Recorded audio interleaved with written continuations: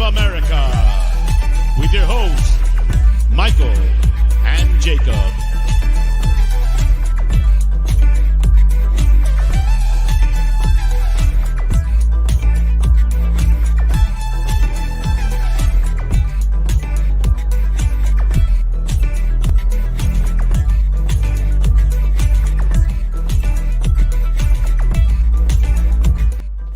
Big ups. Welcome back. Welcome in. Happy Monday. How are you doing? This is episode 93 of the Untitled series. How about that? How's everybody doing? I hope you are too blessed to be stressed on this Monday. Good morning. Happy Tuesday to those of you in Australia. It might be a different day for you, but it is Monday here for me. Just past 3 p.m. in the afternoon. I hope you are too blessed to be stressed as I am feeling. Look, we've had some tough goes at it lately, especially if you've seen me on any other rival channel. I've had a tough go at it too, but regardless, no one can make me feel bad about supporting my club. I'll put it that way, except the club. That's who can make me feel bad about it. But hey, that's nobody's fault but theirs. Support the team, not the regime, as they like to say. But hey, I appreciate everyone who's tuning in now or later. Big up to you. If you are watching back on playback, do hit that like. If you are watching live, hello, how you doing? Hey, happy afternoon or good evening for those of you in the UK. Another Monday edition. Look, I may or may not have a guest lined up. You just gonna have to wait to find out. I may or may not. That's the fun of this show. Just like Spurs, you never quite know what it's gonna be exactly. I like to keep everybody on their toes. We just do the episodes, and then the episodes sort of make themselves. So big up to everyone. Mark Cook, big up yourself right now. Says big up Jacob and Chewy. I did bring the Chewmeister. Look, if Fraud Teta can go and get himself a dog to get him to believe that he's going to win the league, I'm going to get this dog right here to make me believe that everything's going to be okay, despite all the road signs, all the people saying capitulation, all the people saying the downfall is imminent. Look, I'm here to tell you you're wrong. I'm here to tell you you're likely to be wrong. I think you're going to be wrong. And throughout this show, I will tell you why I believe that is untrue. But look, we're 48 hours after our second loss in a row. We ain't had one, but then we get two back. That's fun. Fun, you know, funny, not haha, but like funny, weird. But we move regardless. I have a big cup of coffee here.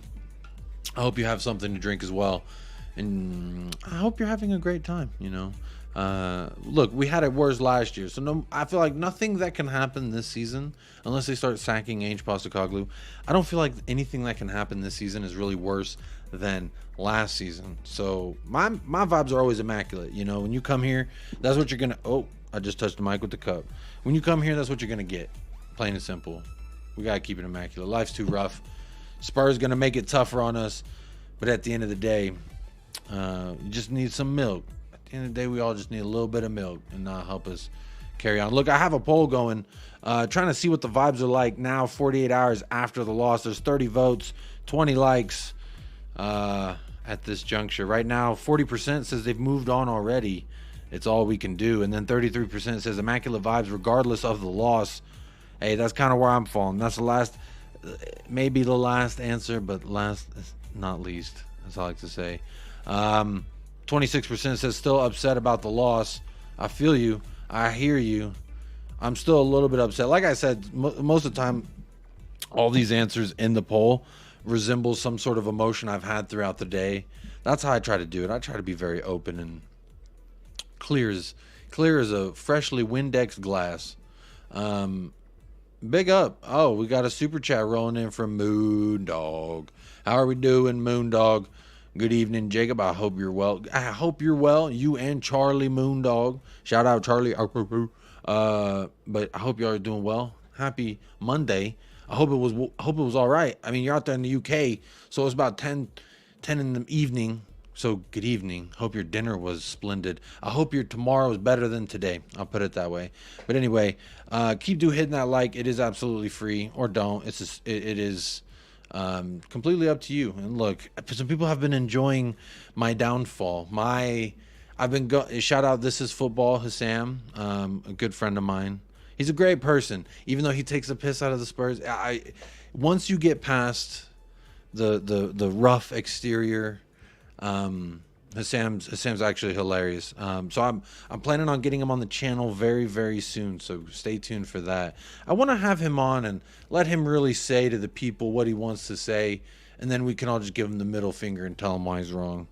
The metaphorical middle finger, obviously, not the literal one. But big up Moondog. Appreciate you kicking us off here with the super chat. Immaculate vibes as always from you, Moondog. Shout yourself out.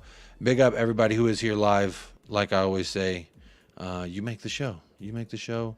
We make the show. We can only ride together. And look, we're 48 hours together. I think 48 hours is a show here in the States. But big up Mark Cook. You get double first place prize today. Says big up Jacob and Chewy. Big up yourself right now, Mark Cook. Kuva99, how you doing, Kuva? The Ange train is still steaming forward, but we are low on coal. The driver is wounded, and we are going through bandit country. And there's dynamite on the bridge. It just doesn't stop. It's a rough ride. Y'all better hold on now, Kuva. Look, Kuva, what I'm going to tell you right now is, first of all, big up yourself if you are listening to this right now, because you're just a fantastic human being. But second of all, yes, the Ange train is still steaming forward. And I like that there's 1, 2, 3, 4. There's 4 things that you've listed as to why our journey is going to be rough, my friend. And I appreciate that, because I've been saying, out of our core 8, 4 of them's been missing, and it was on full display 48 hours. I was going to say yesterday, but 48 hours ago. Kuva, my friend, how are you doing? Big up yourself. If you want to come on, let me know, man. You're always welcome to join.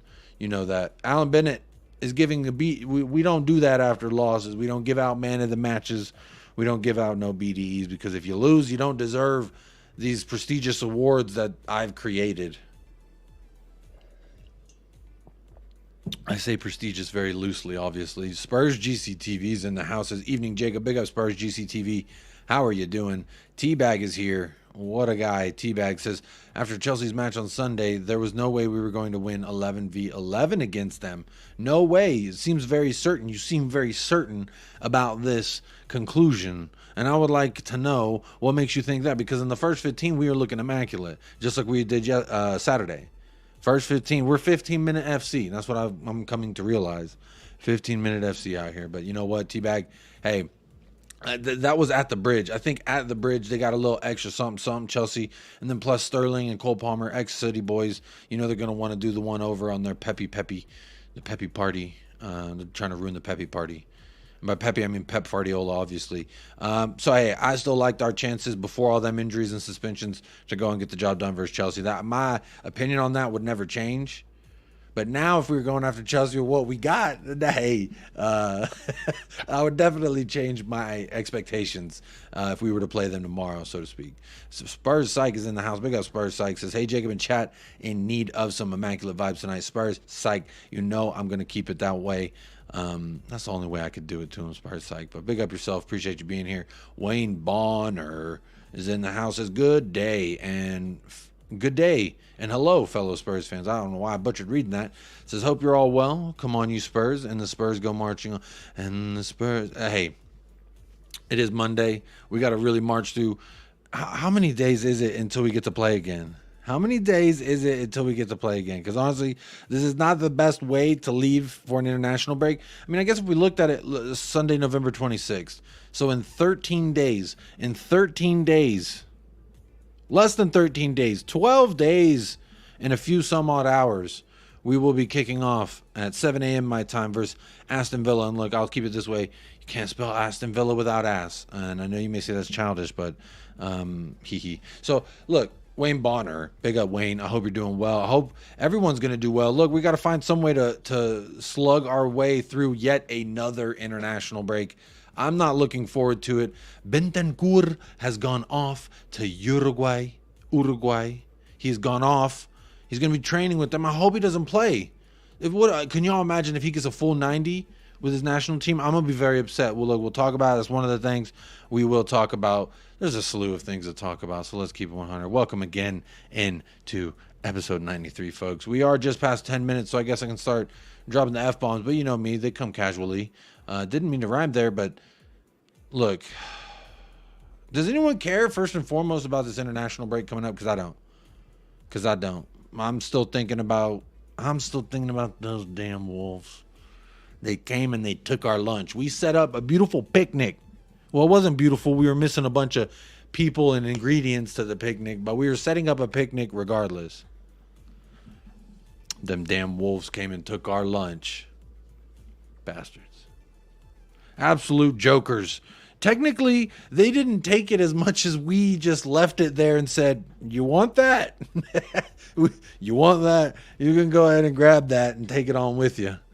It's kind of sad state. But did anyone think anything different when you saw Eric Dyer? When you saw, not necessarily Ben Davies, but when I see Ben Davies, it doesn't make me happy. But seeing Eric Dyer's face on the lineup for me was very much a sign of things to come. It was like foreshadowing, right? In a story, a book, any kind of story, there's always the foreshadowing, and then later down the line, the foreshadowing either elevates, escalates, or completely changes the situation. And Eric Dyer, for me, I don't want to pinpoint any one person, but if you go back, there's a tweet. If you follow me on Twitter at @USpursOfA, if you follow on Twitter, there's a replay of the Wolves goal, and I'm really glad that they included the first 5 seconds of it, because it is Eric Dyer getting the ball at his feet, nobody around him, not a single soul. He has all the room. He can sit there and do Anthony spins on the ball if he wanted to. But what does the man choose to do? The 10-year vet of Tottenham Hotspur. What does he choose to do, folks? He kicks the ball out of bounds. He actually hits the Wolves manager. He catches it like a little breadbasket, gives it to his player. They go on. And then Eric Dyer at that juncture, guess what he decides to do?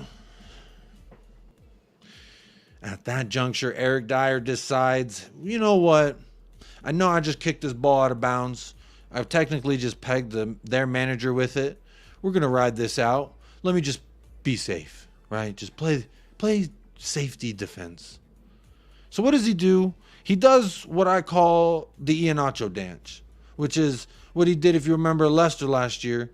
When Iheanacho had the ball and he was driving it forward at Eric Dyer, what did he do? Hands behind the back, back away. Hands behind the back, back pedal. Sidestep, sidestep, sidestep. So he did that. Gave the man oodles of space. And then, I mean, there's some other things that we have to look at. I do have some still images from a tweet that I saw that I thought represented, give a pretty good example. There was not just Eric Dyer at that juncture as well. There was 4 other Tottenham Hotspur players doing nothing. Shit. I mean, I can defend this manager all day, but defending these players is damn near impossible sometimes. We'll talk about it.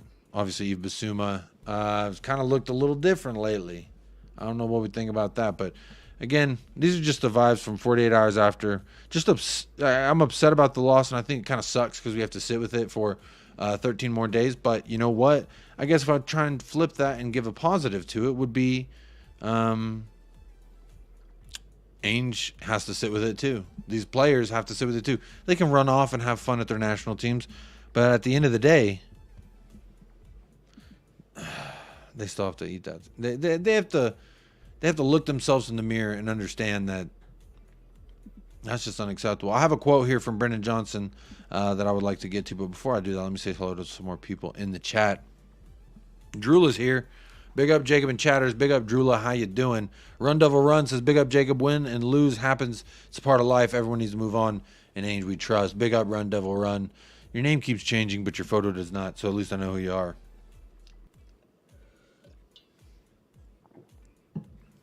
Yep, Chewy's here. Big up. Drunk Vigo's here. And I'm not going to read that.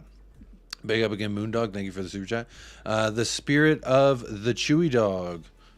I like that emoji. It reminds me of my dog. I'm not going to reference what I think you're trying to say it is, but hey, we move. Rob Patterson, I'm pissed off with the result, but I still adore Big Ange. Much love, Jacob. Big up, Rob Patterson. Good to see you back in the chat, my friend.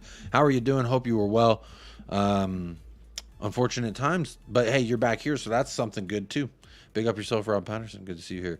Captain Grandma says, now then, Me old cocker needs some immaculate vibes to blow away my bug-infested frame. Bug-infested frame? What the hell are you talking about? I don't know that I understood much of this, Caption Grandma. I don't know how much of this comment I truly understood. But we move. I appreciate you being here. And I like that you decided to say that. But I don't know what you mean. You can't spell cello guy without back-to-back. Oh, okay, that's kind of creative, Drunk Vigo. Big up yourself and go fuck yourself. But respectively. Or, excuse me, respectfully. I don't know why I keep getting those two mistakes. Craig the Gecko Man. Big up Chewy and Jacob. Big up Craig the Gecko Man. Good to see you in here as always. Cal L Agent in the house. How are you doing? YouTube chat member, how are you doing? Man and chat, I'm doing well. Dog is well. We are all well. We gotta suffer through 13 days, I gotta be honest. Because I'm looking at a lot of these international matchups and they don't look fun. They don't look too intriguing. Maybe y'all can tell me some ones if you want to do a watch along. I hate this. I hate having a break in the middle of this. I feel like I want to go again. The boys only have one game a week and we still look tired. I don't understand. The quote I'm starting with is from a guy who looked tired, and I don't understand. Why, you're a young man. 60 minutes, you should be able to go. Anyway, Cursor. Big up Cursor. Says like secure. Big up Jacob. Smash the like. Yep, Chelsea are definitely showing fight again. Arsenal de Groot with a question mark. Hello. How you doing? Ravi says, big up the lad, that Yakub, you know how we do it. Like, up, subscribe. Big up Ravi. Appreciate you helping let the people know that they got to hit them likes when they come on in, or they don't have to, really, technically. Big up TJ Warren TV, grabbing the membership. That's making me feel better. When you can get an Arsenal guy to come on in, grab the membership, you're doing all right. You must be doing something okay. Big up TJ Warren, the Waffle Master. You know, for all the shit I give the guy, he's a good guy. So I do recommend go subscribe to TJ Warren TV. I like to call him TJ Waffle TV, as you well know if you've seen me. But hey, we will be doing, that's a good reminder, TJ, thank you for that. Later tonight, if you're listening to this and you're like, damn, I missed them live, American Waffle on Staffy TV is live in 2.5 hours from now. So 2.5 hours from now over on Staffy TV, we will be taking care of some business over there. Look, they're going to say they want to cook me, but hey, you can't cook the uncookable. I'll put it that way. Talk to me nicely indeed. Big up TJ talking to us nicely today. Donovan indoor game tonight, going to take out Saturday's loss on the opposing number 9. Donovan 2 feet up, my friend. Stud showing. Don't give a fuck. Let his family see. That's what I say. Let his family see. Henry Wright has already converted into Arsenal. It's now your turn, Jacob. Arsenal, De Groot. What I will say is that was absolutely entertainment. Henry Wright on his channel was with Lee Gunner, who's absolutely taking the piss out of him the entire time. He did a hot chip. I guess he did a bet or something. I don't know the bet that they did, but they did some bet where he had to wear an Arsenal shirt, which is absolutely shameful, wearing that Arsenal shirt. It looked weird, and I didn't like it personally, but hey, to each their own. Then he also ate a hot chip, so it was like a double bet. I don't know. But the hot chip thing was pretty funny. Poor guy. I think his guts are going to be suffering for a few weeks. Pause. But big up Arsenal de Groot. Daw Satita. Greetings from Thailand. Come on, you Spurs. Hey, shout out all the way to Thailand. How are you doing? I've been hearing that the basketball out there is actually very quite nice. Daw Satita. Let me know what you think. Have you been picking up some basketball lately? Drunk Vigo says, I am the biggest supporter of this channel, and then drops a Chewy emoji. Hey, drop a Chewy emoji in the chat if you happy that Chewy's here. I'm happy Chewy's here. Flat Cap Pete says, I think we might beat Man City 2-1. No, I'm not on the weed. Working on my own stream. Enjoy the stream. Gonna watch the Aston Villa game with on my friend's 86-inch flat screen. Okay. So in about 2 weeks, you're going to be out there, Flat Cat Pete. Big up yourself, Flat Cat Pete. Hey, good luck on your stream, my friend. Thank you for the well wishes. Good luck on your stream as well. Hey, I don't know what channel you're on or what you're doing, but hey, go and support a real one. Always support everybody, because if anyone says starting a YouTube channel is easy, I suggest they start one and see how it goes, because it's a lot of fucking work. I'm going to be real honest. Especially if you have a family. shit, I always think about how much easier this would be committing time and shit if I didn't have a family. But you know what? I wouldn't change my family for nothing. But I'm very glad that I get to work this in there too. Hey, big up Hamza's piano. 199 super chat. Hamza's piano. I like that photo of Hamza. Hamza is a national treasure first and foremost. So if anyone who doesn't know who Hamza is, you need to get to know who Hamza is. He is, whether you agree with him or disagree with him, the man is pure entertainment. He is a national treasure. He must be protected at all costs. So big up Hamza's piano. He does have that fraudulent background. So his opinions on City yesterday, big up. Hey, you super chatted. I'll derail the show for you. You decided to spend $2 to derail the show. I'll derail it. We'll talk about Chelsea and City for a second. Look, excusez-moi. I would say this about City and Chelsea yesterday. That was a whole hell of a lot of fun for a neutral. At the end of the day, I think the result was the best result, and it was fair for both sides. I did hear Hamza. He got interviewed on some television. Some television company, and he absolutely cooked Chelsea. He said they were celebrating a draw at their own home after spending $1 billion, and Pep Guardiola was pissed while Pochettino was celebrating a draw at home. But reality, like, I can't shame him because that was a fantastic game, and I feel like shit, it could have been anybody. It almost, even when it was 4-4, I was like, there might be another goal in this.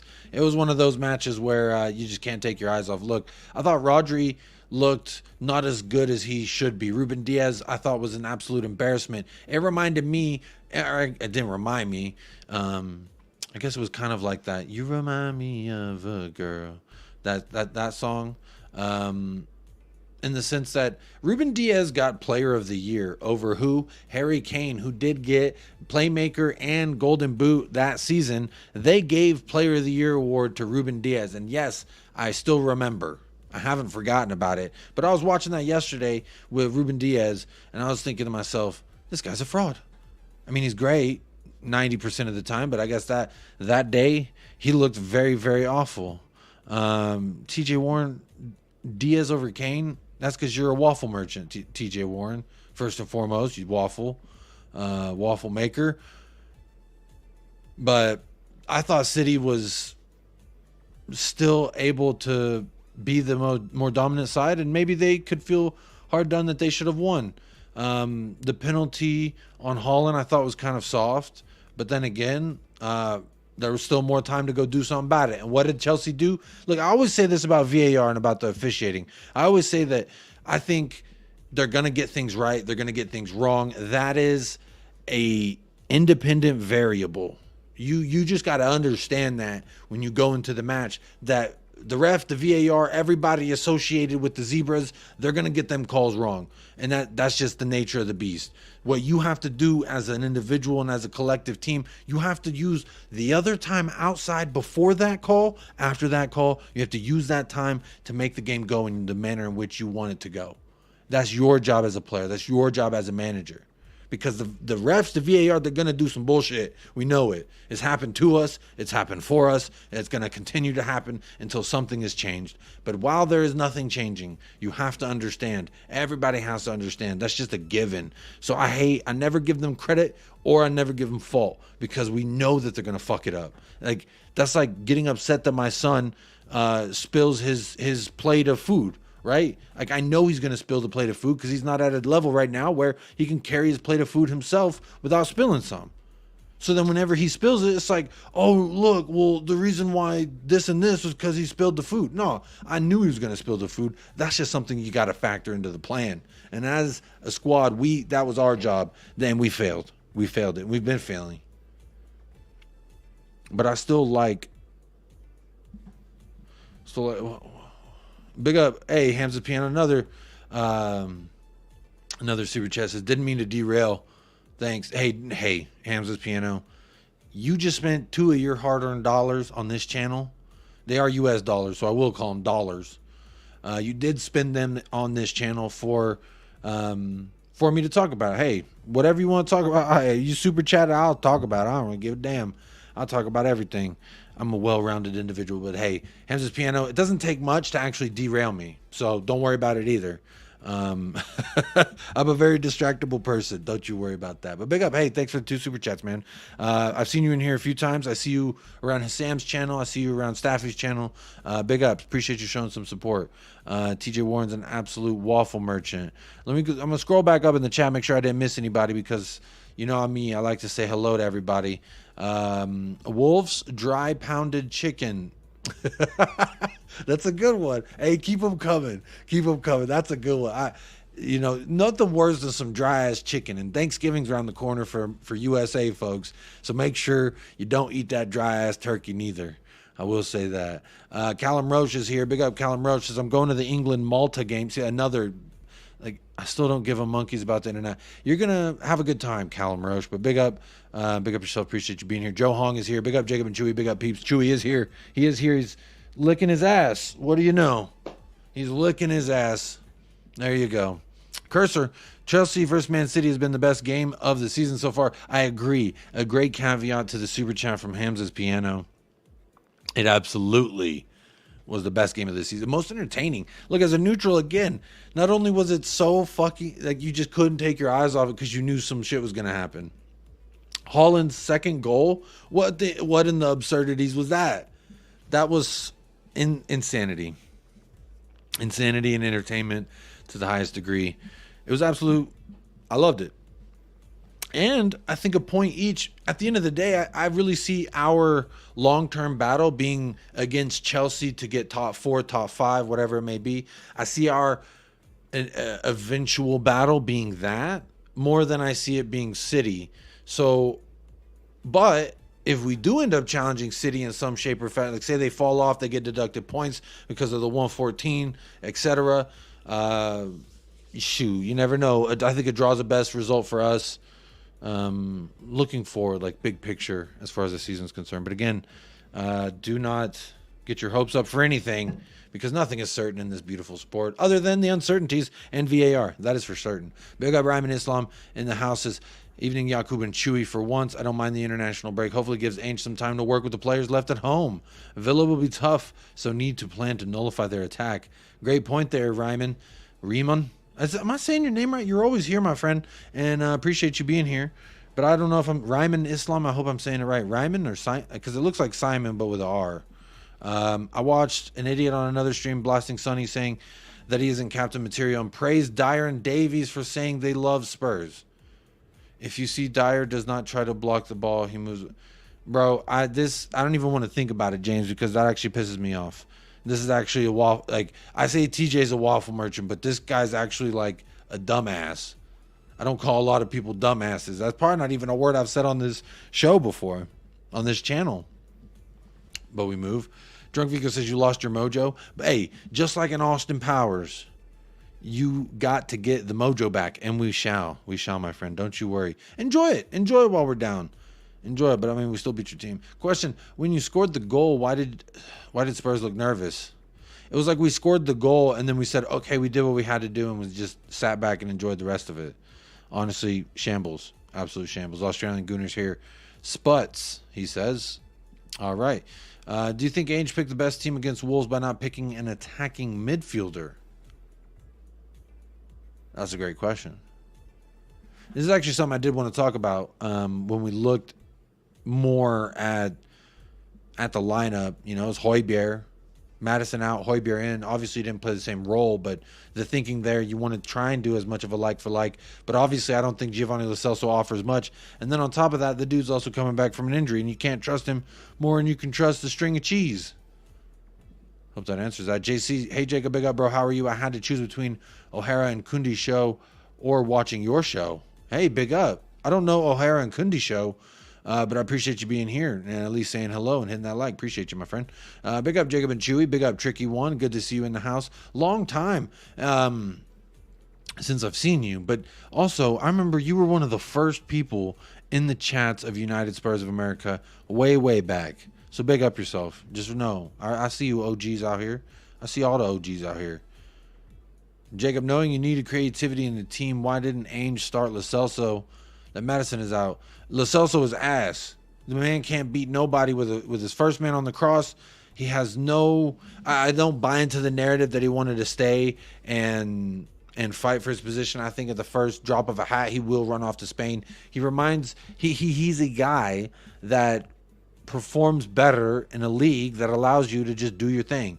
In a physical, in your like higher tempo, more physical league such as the Premier League, I think he kind of crumbles. I don't see a situation where Giovanni Lo Celso being a viable option for us is like any kind of positive, even over. I mean, it was 3 defensive mids, right, that we started. Basuma is a defensive mid tight /8, and then SAR's obviously a defensive mid that Ainge has said is a 6, 8, and a 10, which is who I assumed would be the type of creative 10 that we were going to see in the match. Now, he occupied some of the same spaces as James Maddison based on his heat map, but he didn't have any of the creativity, so to speak, on the ball with the pass, etc.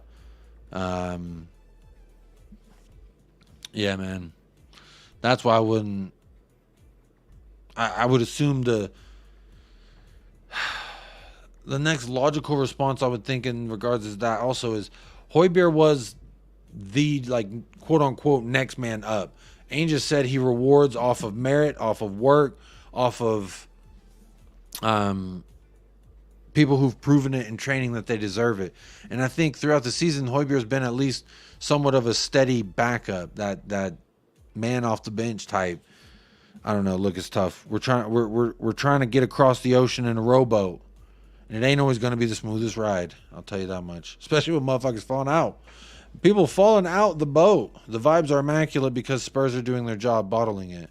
TJ Warren in here with the waffle as always. James says, I pray that Ainge puts the young lads and not Dyer and Davies. This is a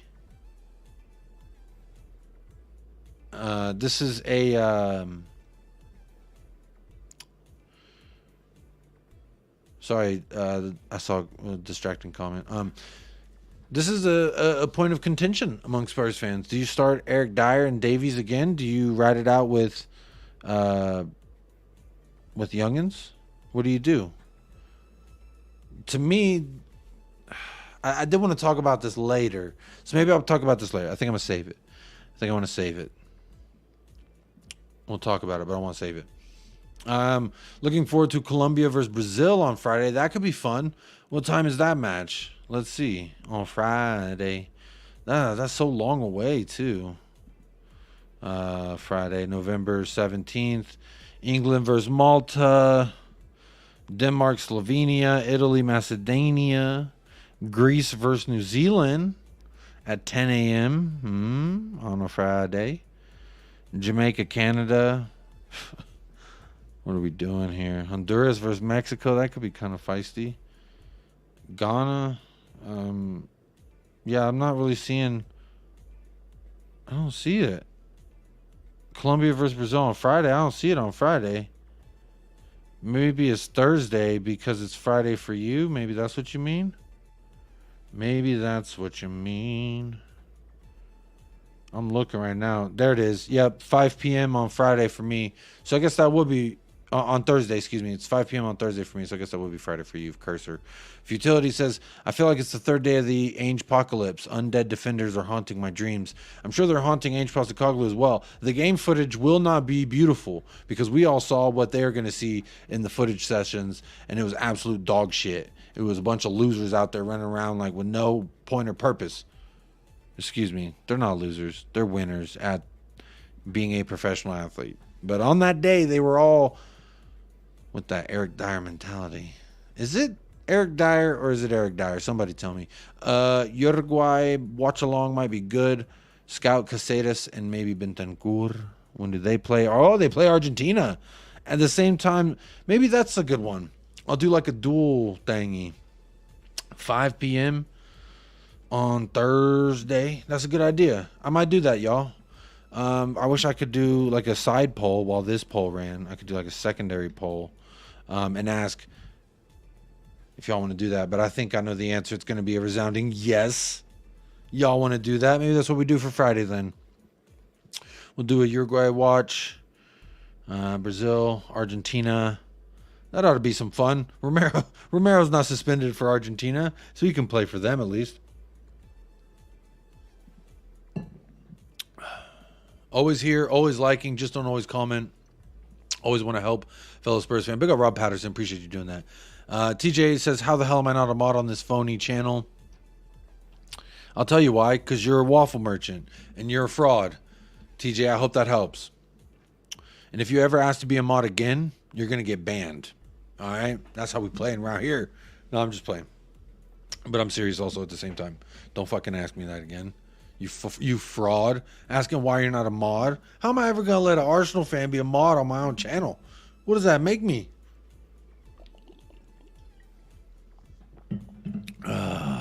Don't get me started, TJ. Nate is in the house. Big up, Nate. How you doing? Big up yourself right now. Big up Tot Spurs. Member for 5 months. Big up yourself for 5 whole fucking months, Tot Spurs. Hello. Jacob, does this mean the fight's back on? It's always been on.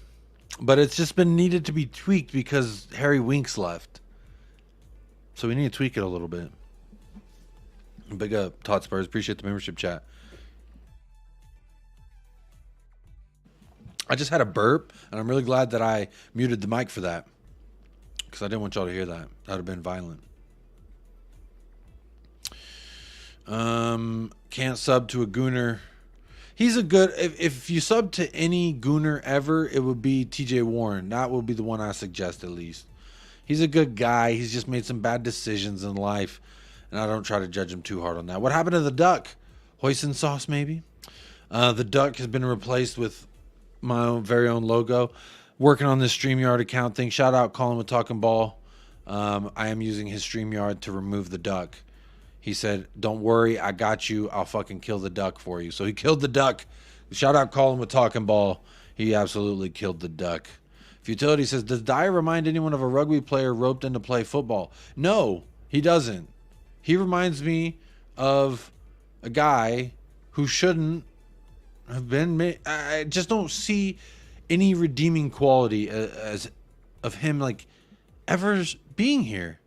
He had the goal in his debut, but what? What else? Half a good season? This man's been around for 10 years and he had 8 months of good stuff? What are we doing? That's the one time I always say this channel's full of immaculate vibes until a certain person whose initials are the same initials as erectile dysfunction. And when I start talking about that guy, then the vibes go a little bit not so immaculate. Big up Hamza's Piano for the super chat again. Harry Nichols says, Lloris sub Vicario, Kane sub Johnson in essence last season. Conte players, one of the worst defensive records in the league. Ainge, dodgy team selection. What else do you truly expect? Wolves 15 shots. I thought they had 16. You're saying only 15. I thought it was 16. But hey, what's one shot to another? The whole... I don't know what that means.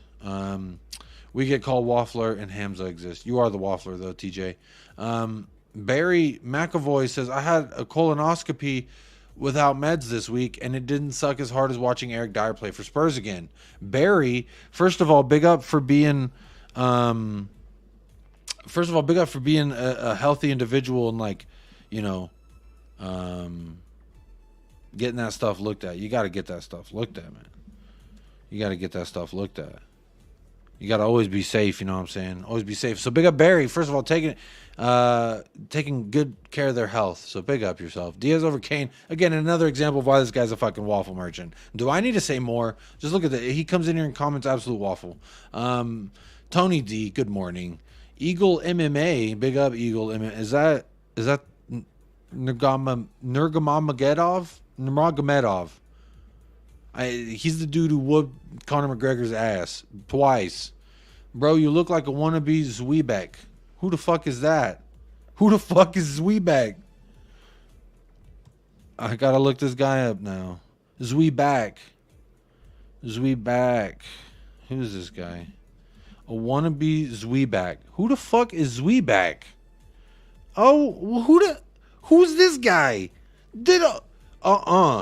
No, Eagle MMA. You don't just come in here and you don't just say that, first and foremost. Big up Kuva. We've got Kuva in the house. How are you doing, my friend? And second off, you got to look at this motherfucker. He said I look like this guy. Who the hell is this guy? Zwebeck? He says I look like a wannabe this guy. First of all, I don't mean to like toot my own horn, but I think I'm better looking than this clown. I mean, he doesn't look like a clown. It looks like obviously a lot going on. He wishes he was you. He's an off-brand Jacob.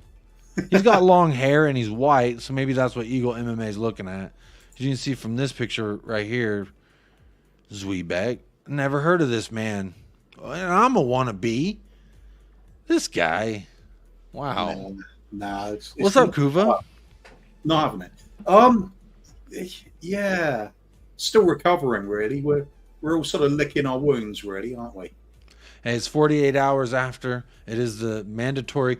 I like to do the vibes the day after, but the last 2 weeks I've done the vibes 48 hours after because I was like, you know what? Maybe just a little bit more time to feel the vibes out is better for my... You check how bad the bullet wounds are after 48 hours, don't you? Yeah. Is this life-threatening or is this can I carry on? So can I carry on at the bar? Yeah. Hey, but side note, Hamza's Piano chatted twice. This is something kind of immaculate for a neutral. Did you happen to watch Chelsea versus City yesterday in the 4-4?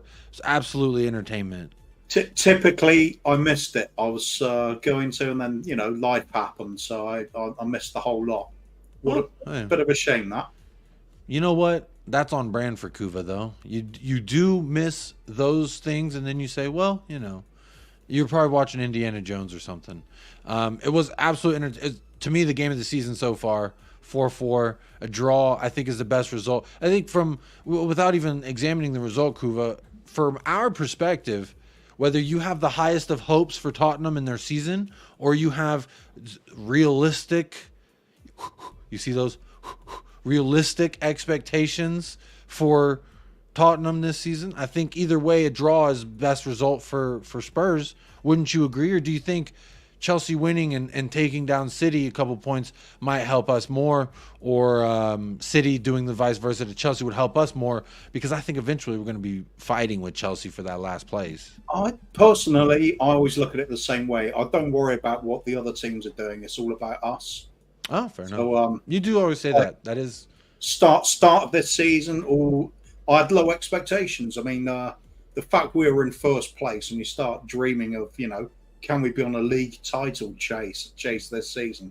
That's an amazing place to be. But at the start of the season, I was saying, you know what? I'll settle for 8th this season, finish 8th, just see if we can get used to playing this style of football that Ange wants for next season. Because we know it's going to take several transfer windows to fix all this mess. So we've seen just a very big reminder of it in the space of a week now. When we don't have those first team 11 players in that are doing so well, there's not a lot there. And that's something about it, though. This isn't something that we all didn't know. We all knew if Madison went down that we had nothing really to back him up. We all knew if Romero or Van de Ven went down, we had who in the weights. Just Michael, I always say he is.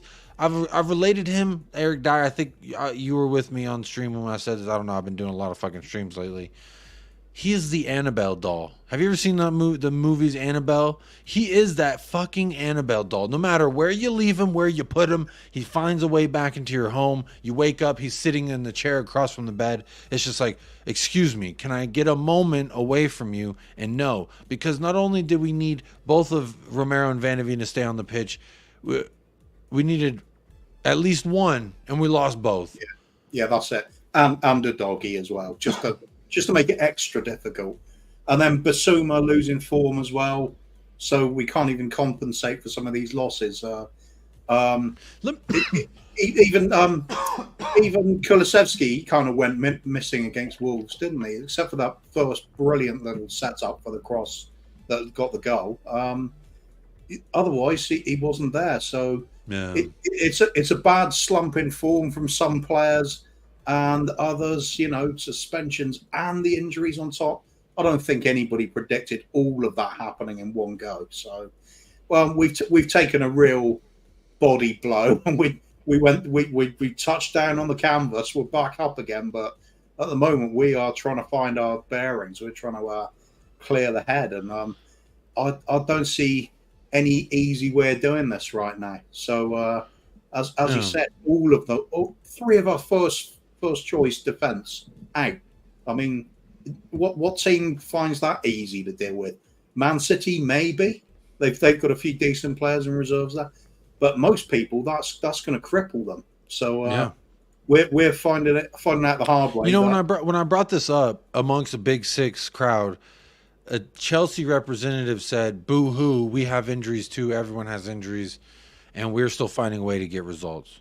And my instant thought was like, well, so are we. We've had injuries throughout the entire season. It's just more plus 2 suspensions.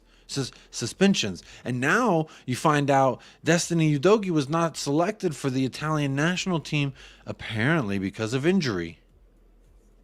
Well, plus, of course, Chelsea have spent how much getting a whole squad together? We're still using the people that weren't really good enough from 10 years ago. Yeah, hey, great point.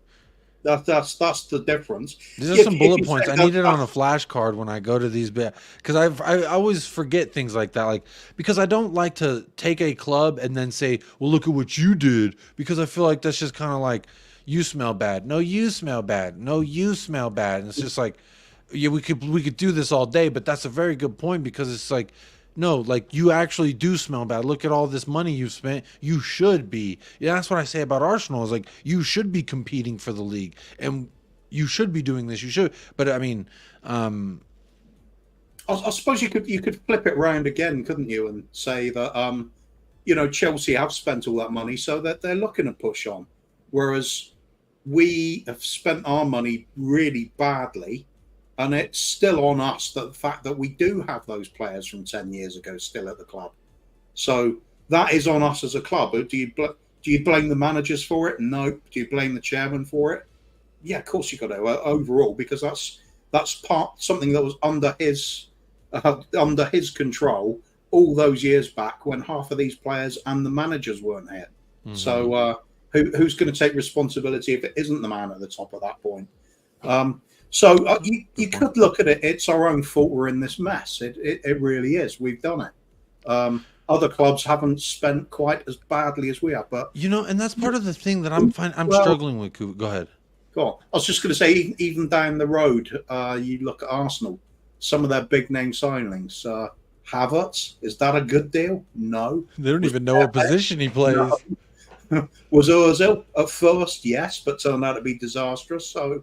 It's not only us making mistakes. It's just we seem to be pretty regular shoppers at on the wrong shelf in the wrong shop, and we can't. But it's years of that, and that's what I've also used to kind of say, this is why I think we're actually turning in a better direction, because it's been years and years of this mismanagement. But now we're not buying a 23, 24-year-old Ndombele. We're not buying a 26-year-old, I think he was, or 25 at the time, Lo Celso, and then buying him, or I guess exercising the loan option when we did get him. Like we were just buying players for the sake of buying players because they said we hadn't bought players. But it wasn't for any real manager, because Ndombele was bought for Poch, but then he didn't... It was Jose Mourinho was his manager. You know what I mean? As Lo Celso, same thing. And then we loaned him and kept him and tried to make it work. So to me, that is the problem. We've been years of doing that, and now we're actually like looking at these 18 to 20-something-year-olds, bed them in the academy. Let's see. And this is a point of contention that I do want to talk about real quick, about the center backs, and as far as what you think in regards, should it be Dyer? Should it be the kids? Like, this is going to be a point of debate. But another point of debate is the lack of Giovanni Lo Celso in the starting lineup, because James Maddison was our creative force that went missing on the day. He wasn't there. So how do we replace it? We put Højbjerg out there, and then we kind of asked Sarr to occupy those similar areas. Do you think Lo Celso, look, I got this comment kept up here by Totspur, says, starting Lo Celso would have changed nothing. Every player was well below their par. Piss poor performance from everyone. I'm not blaming anyone but the 11 people on the pitch. But then we also have Arsenal here saying, didn't Messi say Lo Celso was the best? And Harry Nichols saying, Ainge says one thing and does another. Oh, I don't know. I'm not so sure, but I've heard other people saying that. I can see why they say it, but I think some of the real comments quick, kind of, Ren just got timed out on J Co. I think you timed out Ren on the YouTube chat. Ren, apologies. I think you got timed out. I hid you, Ren. You know what? This will solve that problem. Boom. She's now moderator. Ren, you're now moderator in the chat. You can't get blocked. Ren's here every day. She ain't getting blocked. And Jayco sometimes does that. I think when he's on his phone, Jayco's known to block some people when he's out on his phone on accident. It's them thumbs. I think that's what he's going to say in the chat. Sorry, Jacob, it's my thumbs. But big up. I solved it. Sorry, Kuva. Go ahead. I didn't mean to derail you. I was going to say on that score, I've done it myself. Sometimes you go to like block somebody or hide a comment, and it just scrolls at the wrong moment, and you've clicked on the wrong person. It's really easy to do. Yeah, I was going to say, following up, I think it was JC in the chat saying about, Chelsea had 18 players injured at a time. Yeah, they're huge amount, without doubt. I would still say, of the players they did have available, I'd prefer to be picking from their up-and-coming youngsters with loads of potential than our failures from 10 years ago that are still at the club. At least you're still working towards the future with when you've got that young squad to pick from. With us, it's kind of we're having to make do with people we know are not good enough already. So there's nothing to really be gained for us. I think with Chelsea, you have to put in some really young players. Just give them a go. I think I'd love us to do it as well. I mean, I think we're all talking about, see Phillips, maybe Dorrington come in. Let's see what they can do. I'd be up for that now. I was at the start of the season. I don't see any reason why we couldn't do that now. But you have to try and work out what's the plan for Big Ange at the moment. Does he have to put in players like Dyer and Davis and just say, look, show me conclusively what you can do over this next period. And if you show me something, you could be in the squad for next season. But if you can't show me, he can use that as evidence to Mr. Levy to say, look, I was left with these players. They cannot play the way I want them to play. So that's up to you to fix that one. So you could look at it that's a way to do it, but fans aren't going to like that. So that's going to be a tough watch if we're watching those two, just to prove the point that they can't do it. Alternatively, and a lot of people are for this, bring in those young players. Like I said, Dorrington, Phillips, see what they can do. It seems Ange that doesn't quite think they're ready yet. Otherwise, he would have given them a chance, surely. But if they're not quite ready, they could come in. They could also make mistakes. In fact, they're quite likely to make mistakes. What do you think about you threw out Dorrington with Phillips? I threw out we threw out collectively last week Phillips and Højbjerg because we didn't know about Davies' health at the time. And Davies, for all intents and purposes, I thought the first goal, the second goal, I give him some of that blame for the second goal where Lamina just strolled right behind him, but I mostly blame the person who he strolled right in fucking front of, which was Eric Dyer. That's who I mostly blame because he didn't pick that man up or stop his run or clog that lane. Whereas Davies was just kind of trying to play the man and stay in between. So I liked what I wasn't upset with Davies, and I thought for a pile of shit show, he was one of our best players. He was. So what do you think about what Wayne Bonner says here? Davies and Phillips. Dyer could have prevented both goals, but did what he did best. Yeah. I think Davies and Phillips. Why not? Anything but Dyer. Yeah, totally agree. At least you've got the experience of Davis there, and although he's got that huge lack of pace, we know about that. If a doggy's back in the team, he's going to help him out on that side. And Phillips has got the physicality. He's got to be a lot quicker than Dyer. Who isn't?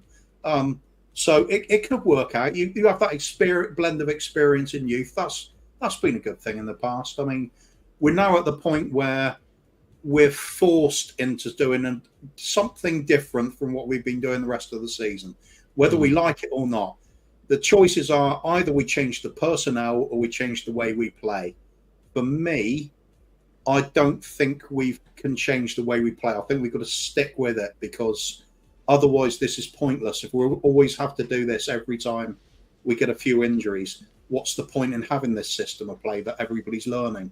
You've got to find your ways around. That's my hope, is that and by the time Ainge, if he just finishes out his 4 years here, by then there's going to be a 16 or 15 or 14-year-old in the academy, the 14 through 16-year-olds in 4 years playing Ainge ball. By the time we get there, even if Levy's still making crackhead moves and Scott Munn or whoever the fuck we put in position are still making these crazy moves, right? They're still doing that. But guess what? We at least have these players that have been playing the system for at least 3-4 years, and now maybe they can supplement. When a James Madison goes out, we could say, oh, look at Mikey Moore, look at Donnelly. They could slot right in there because they know what the role entails. That's what I've been asking for. So again, with the season, I'm still feeling pretty immaculate because we're starting to play a similar role. Yes, the fullbacks aren't tucking in nearly as much in the academy yet, but just give it another year. They'll be playing the Ainge philosophy, and then we'll have 3 more years of them playing that. And then if Ainge extends a year or two, you never know. You absolutely never know. I want to say big up Wolves Fire real quick. Says Spurs need to do damage limitation remaining year. How many wins in the next 8? I've pulled up the schedule, Kuva. So for the sake of the super chat, big up Wolves Fire for the financial donation to the channel. Let's go ahead and look at the next 10 matches, Kuva, and let's answer this immaculate question from Wolves Fire, because I would be remiss. This is the right way to use it, right, Kuva? I would be remiss if I didn't. Correct. There we go.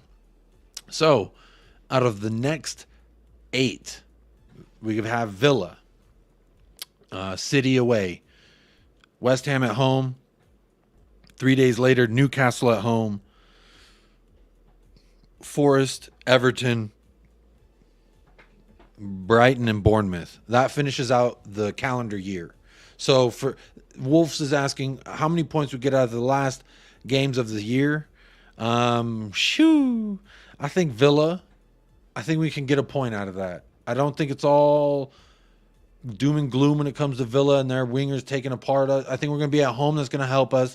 I think we could go get a win, but a draw is realistic. So let's say 1 point for me. This is for me, Kuva. So if you want to think about yours for a second. 1, City. I'm going to say they're going to tear us apart, honestly. I think City's going to do some damage. So there's 1 point out of 2 matches. West Ham, that's their cup final. They're going to be coming to play, but we don't lose versus West Ham. So I'm saying that's 4 points out of 3. Newcastle at home, I'm saying a point, because last time was embarrassing. You know what? I might even change that to 3 points, because we're going to be getting some players back around this time. We're going to be getting... Well, hopefully without any suspensions, we'll be getting some players back. And we'll at least know what we look like without some other players like Madison, because we'll at least have had a few matches. So let's take a point. Let's say 5 points out of 4. Win at Forest, 8 points. Everton, we should win. Brighton at the Amex, we should be able to win that, but I'll say a draw to be modest. And then we should beat Bournemouth. So that's 3, 6, 9, 10, 11, 14, 15 points out of the next 8. I think that's kind of fair. What do you think, Kuva? Next 8, what do you think? Am I pretty in and around the ballpark what you're thinking? Where are you at? No, we're not agreeing on this one. It's the players we've got injured. They are so incredibly important to the way we play, and they're just not going to be there during that entire period. Romero back is going to help. A doggy back is going to help, but I don't see the way we play being able to do it. We certainly can't push as high up as we want to, because there's no recovery pace from Van der Ven. And we do not have that creativity and that sort of bright and breezy sort of play from Madison to get in and around the box, pop up in all these areas. It's going to be a workman-like type performance, I think, in most of these games. And with no Van der Ven, I think we're going to get ripped apart in a few of these games. I think Villa might beat us, for example. So that's 1 point I'd love to be more positive about it, but you could say, well, Villa away aren't very good, but they score bucket loads of goals. They're They're doing it for They do fun. like scoring goals, and we do like conceding chances to everybody. Whether you want to score a goal or not, we're going to give you the opportunity to, with or without Van de Ven and Romero. We're nice like that, aren't we? We are courteous. We're generous. Yeah, Some would say in the bed we are an immaculate lover because we are very giving. Courtesy League, we would be right up there. Yes. So I think you're right. But hey, 1 point off of mine. What else were we saying, Kuva? So you're down to 14 points. I'm looking at lose to Villa, lose to City. So 4 losses in a row. We're taking 4 L's on the bounce. That's what you're saying to me, Kuva. Unfortunately, I can see that happening. Oh no! That Wolves get. You know, I could take the Chelsea loss as a loss and then put it down to circumstances, down to 9 men. You know that you're going to lose that anyway. But what I saw against Wolves really worried me because that was last season again. There was that burst of activity in the first few minutes and then absolutely nothing. No pressing, no ability to concentrate for the 90 minutes. Just when we think we can dig ourselves out of a hole and hang on, up pops the usual players with the lapses in concentration and cost us the points anyway. I just don't see how we're going to recover from that unless we get some luck out of youngsters coming in and just adding that, that enthusiasm, that bright new spark to the team. Maybe we get lucky with that and something happens. But right at the moment, this is a crisis for us. It's too many big name players missing. It's just like a worst case scenario happened in that Chelsea game. I was talking before about we got a chance of winning the league. That was dependent on everybody staying fit and no stupid suspensions. We've got both now.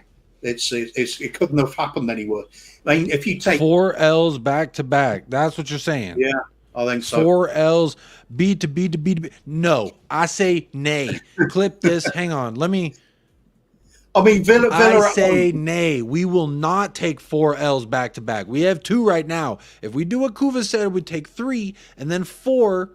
We are not taking 4 L's. If we lose to Villa, we're beating City. If we beat Villa, we're losing to City. One of those are the truth. That's what has to happen, Kuva. Look, no fucking way am I going to ever think that is a possibility. No way we're taking 4 L's. Something crazy is going to happen, and no way. No way. There's going to be a draw in there somewhere at least. No way it's just going to be 4 L's. It's going to be a draw in there. It's got to be against Villa, hasn't it? Because they're not great away from home.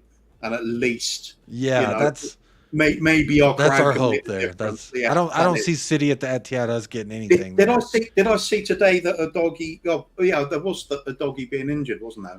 Not fit. That's why he didn't get chosen for the Italian team allegedly. I'm hoping it's a injury. If he's out for Villa as well, that we're looking at the same defence as against Wolves. That's a likelihood. Then, like I said, we're in that territory of, do we take the gamble on the youngsters? Yeah, I'm all for that, but I can't expect them to be, an immaculate performance with no errors in it. So we're still going to be a little bit shaky. And Villa are looking like a very dangerous team, and they've got a very good manager. Forwards that are full of pace, full of invention, great at finding spaces. It's really couldn't have happened at a worse time to play them, to be honest. I think us at full strength would give them a great game. I'd imagine us to beat them at home.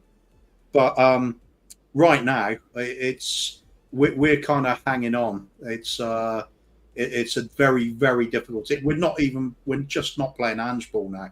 With the Wolves' performance shows we can't do it. That's the reality, unfortunately, right now. With Romero back, with the doggy back, that maybe we can get something back into shape a little bit better. But as it stands, it's very difficult to see how we're going to do it. It's just too big a blows for us. Squad was paper thin. Now it's like it's got holes in that paper as well. And any hole in the paper makes it easier to tear.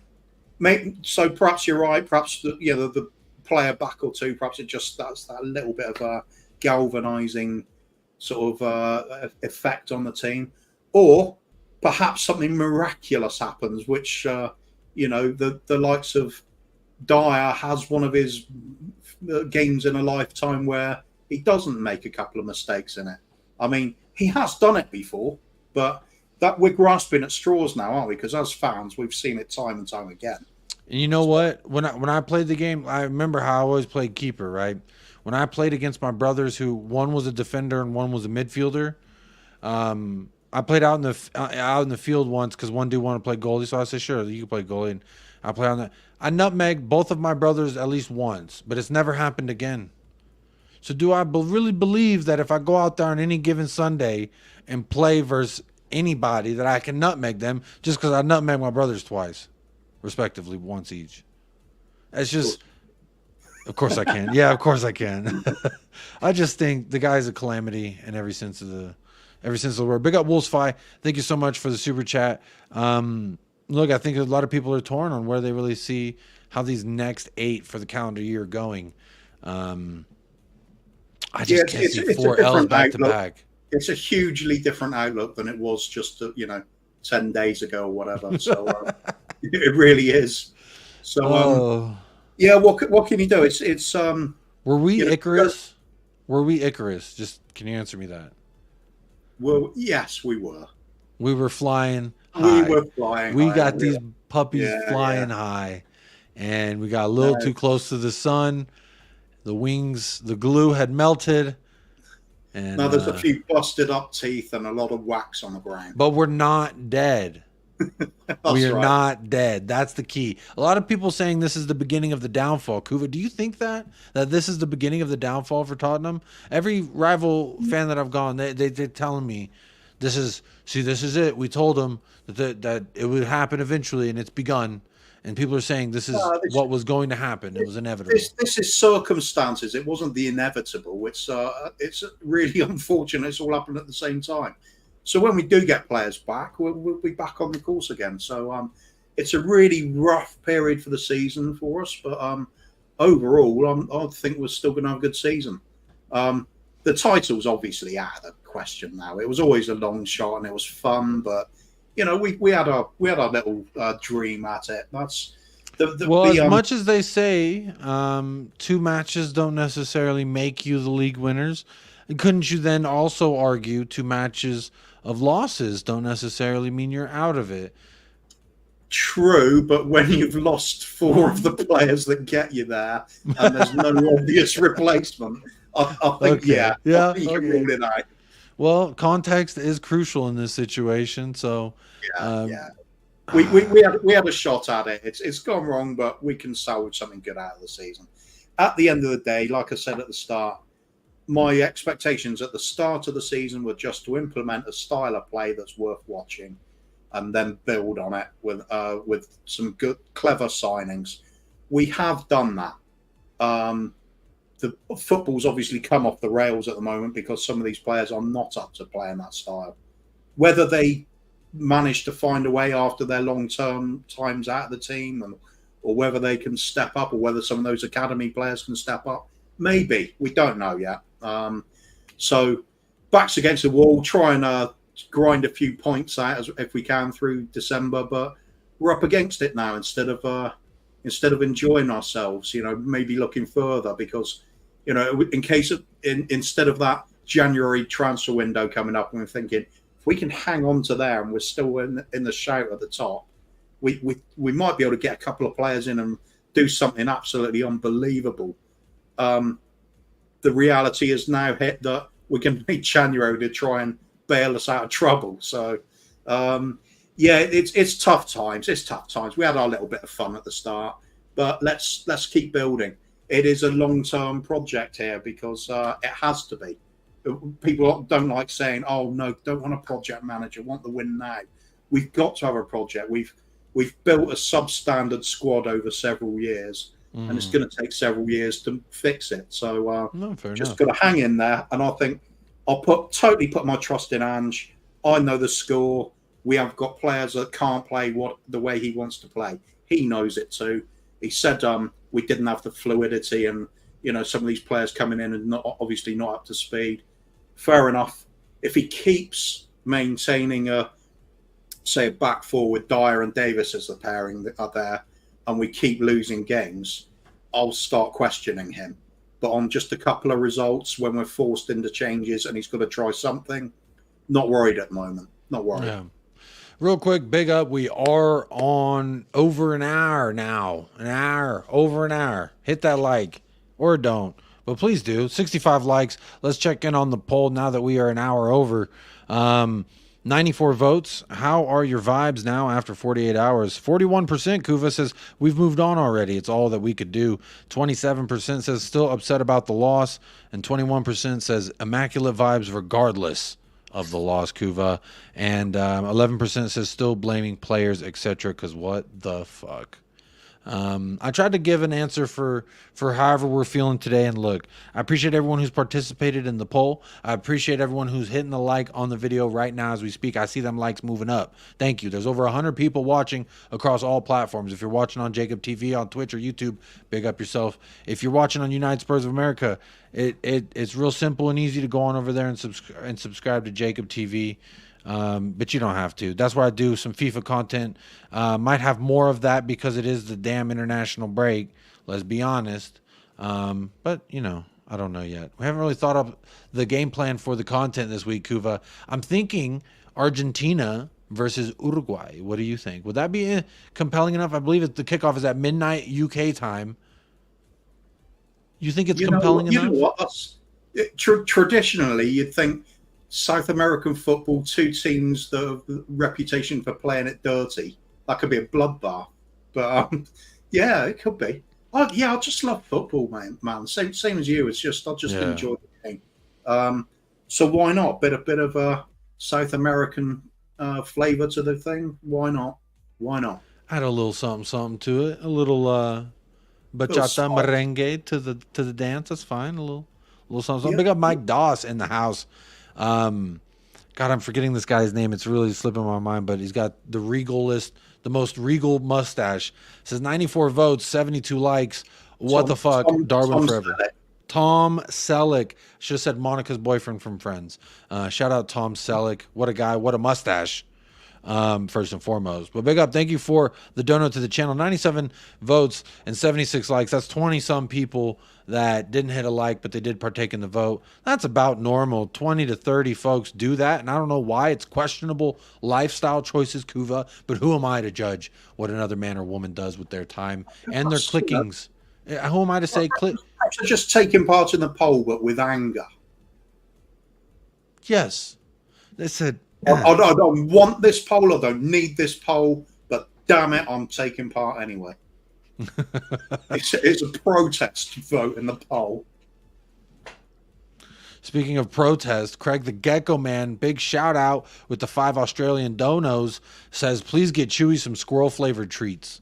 You know what? I will put this towards a Chewy fund. I want to get a tripod for my phone, Kuva, so I can have a Chewy cam, and he could just be a panelist member, just sleeping on the screen, you know, like a third camera at it. I'll call in from my phone, and then Chewy will just be, I think it's a great idea, and I think could really help take the channel to the next level, because there's no football shows where one of the panelist members is a dog. Am I moving too much like Arteta right now? There's somewhere I've suspected it might be the case, but no, generally not. Generally not.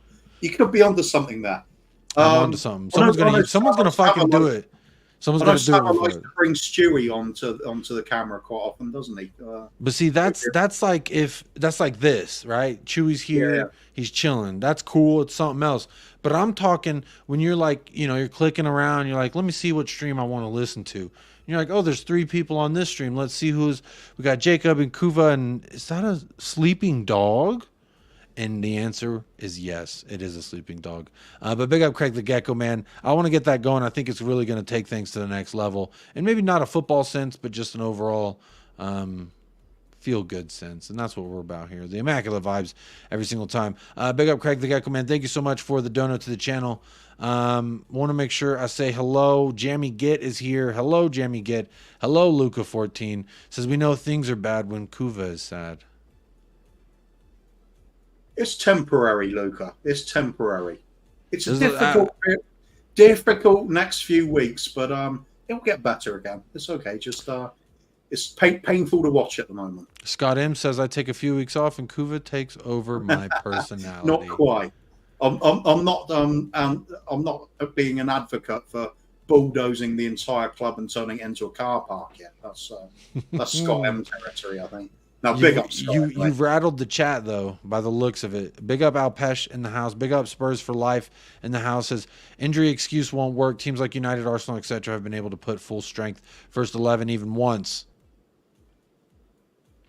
Well, they've got squads, haven't they? Yeah. I saw this comment earlier, and I want to address it now real quick. Spurs for Life says, Jacob, it's hard to be a Spurs fan. You can't chat without getting attacked by barbs like Spurs are a small club. You bottled the league already, etc. Online, big mouth Spurs fans are a liability for the rest of us. Spurs for Life, what I would say is this. For me personally, I never allow any man, woman, or individual outside of a family or loved one to dictate how I think or feel about the things that I love. That being said, if someone near and dear to you is saying, hey, I think this, that, and the other, I would take that into consideration. But if it's some dude who fucking supports a different club, fuck them. Who cares? Kuva, Paul, myself, we get up here all the time and say just what we feel. And not because we're thinking it's clickbait, we're thinking it's this, that, and the other, because we're talking about the club that we love, and we're talking about it with passion. And sometimes, yeah, it could be ridiculous to some, but I don't think it's ridiculous to me. Some people may say it's ridiculous to be a Spurs fan. Everywhere I go on big platforms, like, you're American, you had a choice, and you chose to be with Spurs, like, LOL, and yada, yada. To me, no one's opinion about my club makes me, it doesn't dictate anything about how I feel, about what I think, and about what I'm going to say.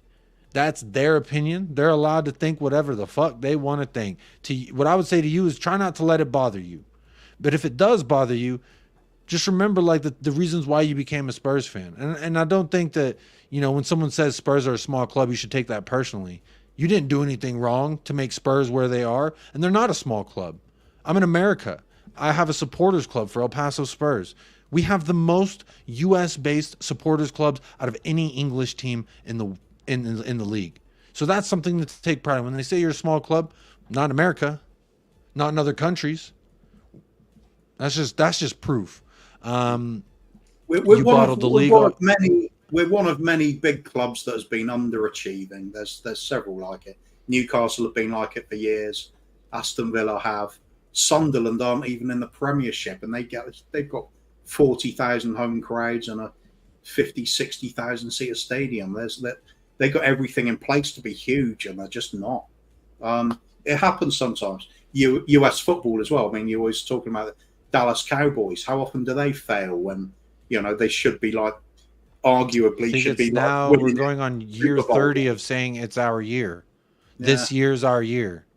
I think this is year 30 of that. Or, well, no, not yet. Year 28 or so of Cowboys fans. And look, it's every sport. You go through, you know, highs and lows. Most franchises do. For me as a Spurs fan, going through the mud, doing this dirty work right now, just means the rewards at the end is going to be that much fucking sweeter because of all the years they're saying this, that, and the other. But whenever Jacob's flying out to the UK to attend the parade shirtless, probably pantless, then who gives a fuck what anyone said to me? Because I'm going to be living in the moment. And that's kind of how I support my club. I never try and tell anyone how to support the club that they love in any way. For me, I just say this is how I support the club. No one can make me feel bad. No one can Kuva can make me feel good about Spurs. People can make me feel good about Spurs, but the negative shit, I am a balloon, only air, no negative energy. That's it. I don't accept anything less. That's just my personal philosophy on life. At the end of the day, I always look at it like this. Does it matter about being right when we're having our opinion on air? We're just fans or on YouTube. It doesn't really matter, does it? So the only bit that matters. If I was an ace at making, if I was an ace at making predictions, I wouldn't be up here talking about it. I'd be on the phone making bets. I'd be a millionaire by now. You'd be managing one of the clubs if you knew it all about the game, wouldn't you? Yeah. So just go with how you feel about it. I mean, if you think you're going to win the league, and that's the feeling you get from watching your team, shout it from the rooftops. Go with it. I mean, it will come crashing down eventually. For us, a lot sooner than we were hoping. But you know, you could take the rough with the smooth. We're going for a rough patch now. It's not very fun to watch, but it'll get better again. And I'm looking. I'm old enough to think I've got to look at the long term now. We've had decades of the club doing things I do not like, which is why I wanted Levy out. But this season, the start of this season, we've finally done things that I've been asking for a long time to do with the youth setup, now playing as the first team does, abolishing that wage cap so we can get high quality young players in from all around the world to come and play for us because they get paid a proper amount now. That's a good point. That we made good signings in the summer, not enough of them. Of course, we needed like 12, 15 players. We can only get a few, but they're good ones. Madison, great signing. Van der Ven, good signing. Vicario, good signing. The Doggy's a good signing, although he's signed the season before. It was his debut season, wasn't it? So yeah, it is his debut season in the Premier League. He had 11 starts before he got that. 11 Brennan starts. Johnson's looking good as well. I think he's going to show us a lot of good quality game time. And so on that note, Kuba, you just perfectly segued to the quote I wanted to read from, you just named him, Brennan Johnson. Look, I thought he got his goal, but like the rest of Spurs, he just kind of did nothing the rest of the time he was out there, and then his legs went out. So Brennan Johnson on what went wrong in the game versus Wolves says, quote, "We almost went too safe. We all went into safety mode where if we could see it out, we'd get 3 points." Fucking red flags. Hello. Ainge doesn't... Is this Ainge or is this the players? Kuva? Because Ainge... For me, it's the players for me, because we've seen this thing happen season after season in recent years. We really have. And it's no coincidence that when some of the newer players are out, we revert back to this style when the older players come back in. Funny, the more last year's, the year before's players seep into the squad, the more we echo the same mentality of last year, which is, let's just play it safe. Let's just try and get out of here with the points. Ainge's philosophy is not that. Big up Lee Smithy Smith. Big up Sideline Football Show. Big up Ben Kaufman. And Yazapur, it is a way at the yes, it's part of the test for Big Ange, isn't it? Can he turn around this mentality over the entire squad? Or has he already now worked out that it's only that starting 11 that he's going to get any joy out of? We'll wait and see. Nobody can answer that for sure. Maybe he finds something in Ben Davies in the next few games that, that bright showing he showed against Wolves where it looked like he can at least defend. Perhaps he couldn't get something out of that, and then partnered with Romero and a doggy back. Perhaps that'll give us a little bit of solidity and a little bit more aggression from the back. We've got to look at the positives as well, but at the moment, it was a hard to watch game. I think that Wolves game for me was more devastating than the Chelsea game, because at least in the Chelsea game you saw the togetherness of the team and the work rate and playing socks off for each other. But against Wolves, it was just gone, wasn't it? It was really flat. It was dull. It was uninspiring. Brennan Johnson goes on to say, "We'll look back at it." Hey, that's actually in the hip hop world. Look back at it. Look back at it. Hey, look back at it. That's what you tell Shorty on the dance floor. When she's dancing, she grinding that thing up on you. You say, "Look back at it," because then she look back at you. It's very nice. I'll nod and pretend I know what the hell you're talking about. Look back at it. Well, Brennan Johnson said, "We'll look back at it and try to be more aggressive in pressing, positioning, and playing forward." So you're convinced that this was the players and not necessarily the message from Ainge to play safe. So why then didn't Ainge on the side? And I'm trying to ask this as a Katie Couric type, where I feel like I kind of know the answer, but I'm trying to just ask you to see if you're going to say what I think the answer is to this question. If that's true, that the players were not doing what our philosophy is supposed to be, which is to continue to push forward and go for the next goal, regardless of the scoreboard, score line, anything. Why then didn't Ainge on silent say, the fuck are all of you doing, you bunch of twats? Get off the pitch, you losers. I'm going to slap every single one of you. And at halftime, surely that would have been the moment to start. What I like to say is the old towel whips. You know, when you have a towel and you do like this and it winds up, then you go, whoosh. That's what, and you give a little towel slap on the behind. And really, that was Ainge's time to give some towel slaps to the boys, but we didn't do that. So if it was Ainge, then why didn't he surely like try to right the ship at that point? What do you think? For me, probably just trying to give him a little bit of slack, because there's the likes of Emerson Royale playing on his unfavoured side to start with. He's not great when he's on the right, but put him on the left, he's going to struggle even more. You then got the likes of Dyer. No matter what we think of him, that was his first game of the season. So, you know, he's not going to be up to speed, is he? He's not going to be match sharp for sure, even if his match sharp isn't great anyway. So I think from Ange's point of view, perhaps he's just thinking, you know, I can lay into them and, you know, tell them what I demand from them. Or he can just think, you know what, it doesn't matter if I shout at them, it's not going to change what we're going to get in this second half. We're going to have to just deal with what we've got at the moment. Perhaps there was an acceptance of, with this particular setup, going to have to try and hang on to that 1-goal lead. And we were doing a good job at it. I mean, considering, you know, we weren't playing. Defensively, we were pretty good until those last few minutes. But that is the story of Eric Dyer at this club, isn't it? He can be good for 89 minutes. The last minute will cost you a couple of goals. And sure enough, that's what happened again. Emerson, I can't really blame. He's, you know, out of his natural position anyway. So he gets a pass from me. Okay, not great, but what can you expect? Eric Dyer, though, claims to be a centre-back. That is his preferred position. Gets his chance. Lets us down yet again. Is it going to change? I don't think anybody believes that at the moment. Could it change? Maybe. I just don't see it. So what's Ange going to do? Slaughter the players for it, or just accept that's the position we're in right now? Fair enough. Big up Sideline Football Show, giving some perspective on other clubs that were sharing some injuries there. Kevin Roberts says, don't be too down, guys. We are only a couple of points off the top still.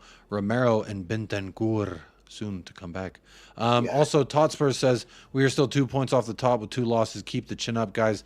I think the main thing I'm upset about, because I didn't necessarily feel like we were going to get on the top and stay on the top. The main thing that's really bothering me is that fucking Arsenal are now above us, because when I go represent Tottenham Hotspur, that's something I love to say is, sit down, don't talk to me because you're below me.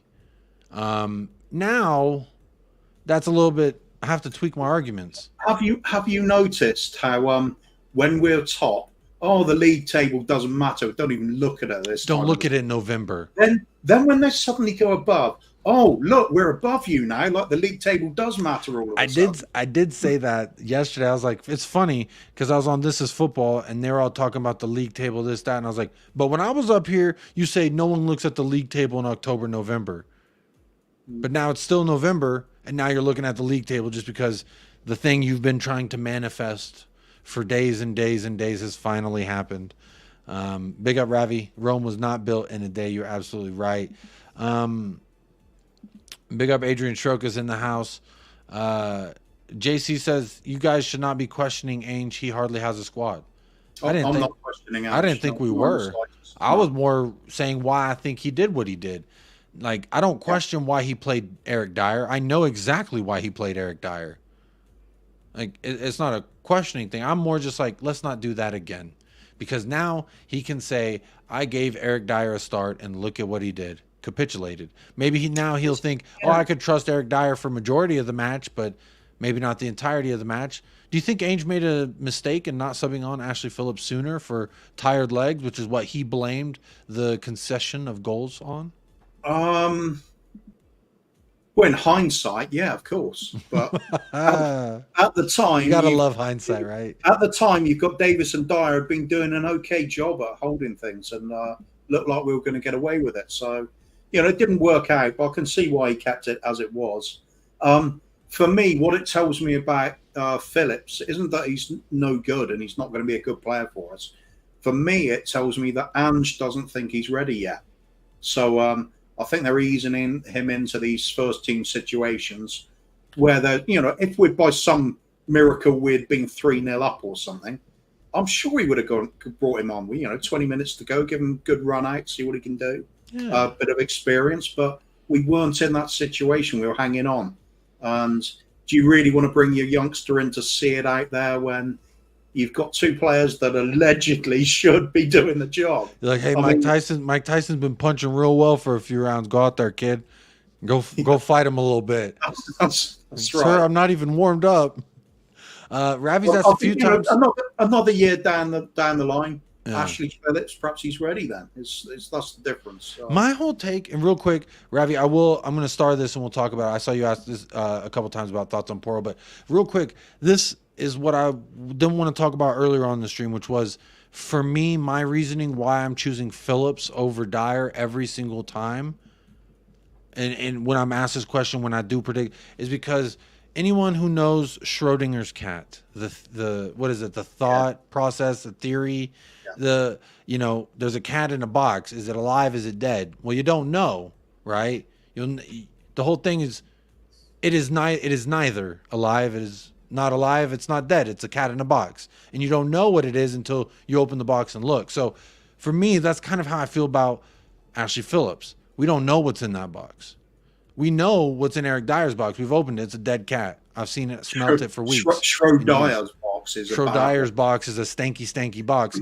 We don't even need to open it to know what's inside. But hey, we've opened it for 10 years and we've seen what's inside. You just swat the flies away. You know what's going on in that box. Whereas Ashley Phillips, we don't know. It could be another dead cat. It could be a young kitten waiting to become a lion. We don't know. So my theory is, just throw the fucking kid in there. He's either going to sink or swim. And at least, some people say you don't want to break a young man's spirit and his confidence too soon, right? You don't want to throw him. Fuck that. If they're weak enough to be broken by making a mistake as an 18-year-old, then they need to give their head a wobble. Personally, my feeling is he's going to persevere with Dyer for another game. But if the same things are happening again, he'll just say, you know what? You're out. I'm just going to bring the youth in. He'll just say, Ange isn't an idiot. He takes chances. He takes huge risks at times, and some people don't like that. But I'm all for it. I was very surprised we played conservatively for so long in that Wolves game, but I kind of at any moment it was like alternatives. How do you change it when half the team are either out injured or suspended? It's we know our first team's good, and we know half of it was missing. What do you think? Start Brian Hill, move Kulusevski into the 10 instead of don't think Brian Hill's good enough. I don't think so either. I'm just trying to throw out anything, any way we Alejo Veliz, anybody. What? How can we tweak this 11 to where we do have some kind of creation in the middle? Because that's clearly what was lacking.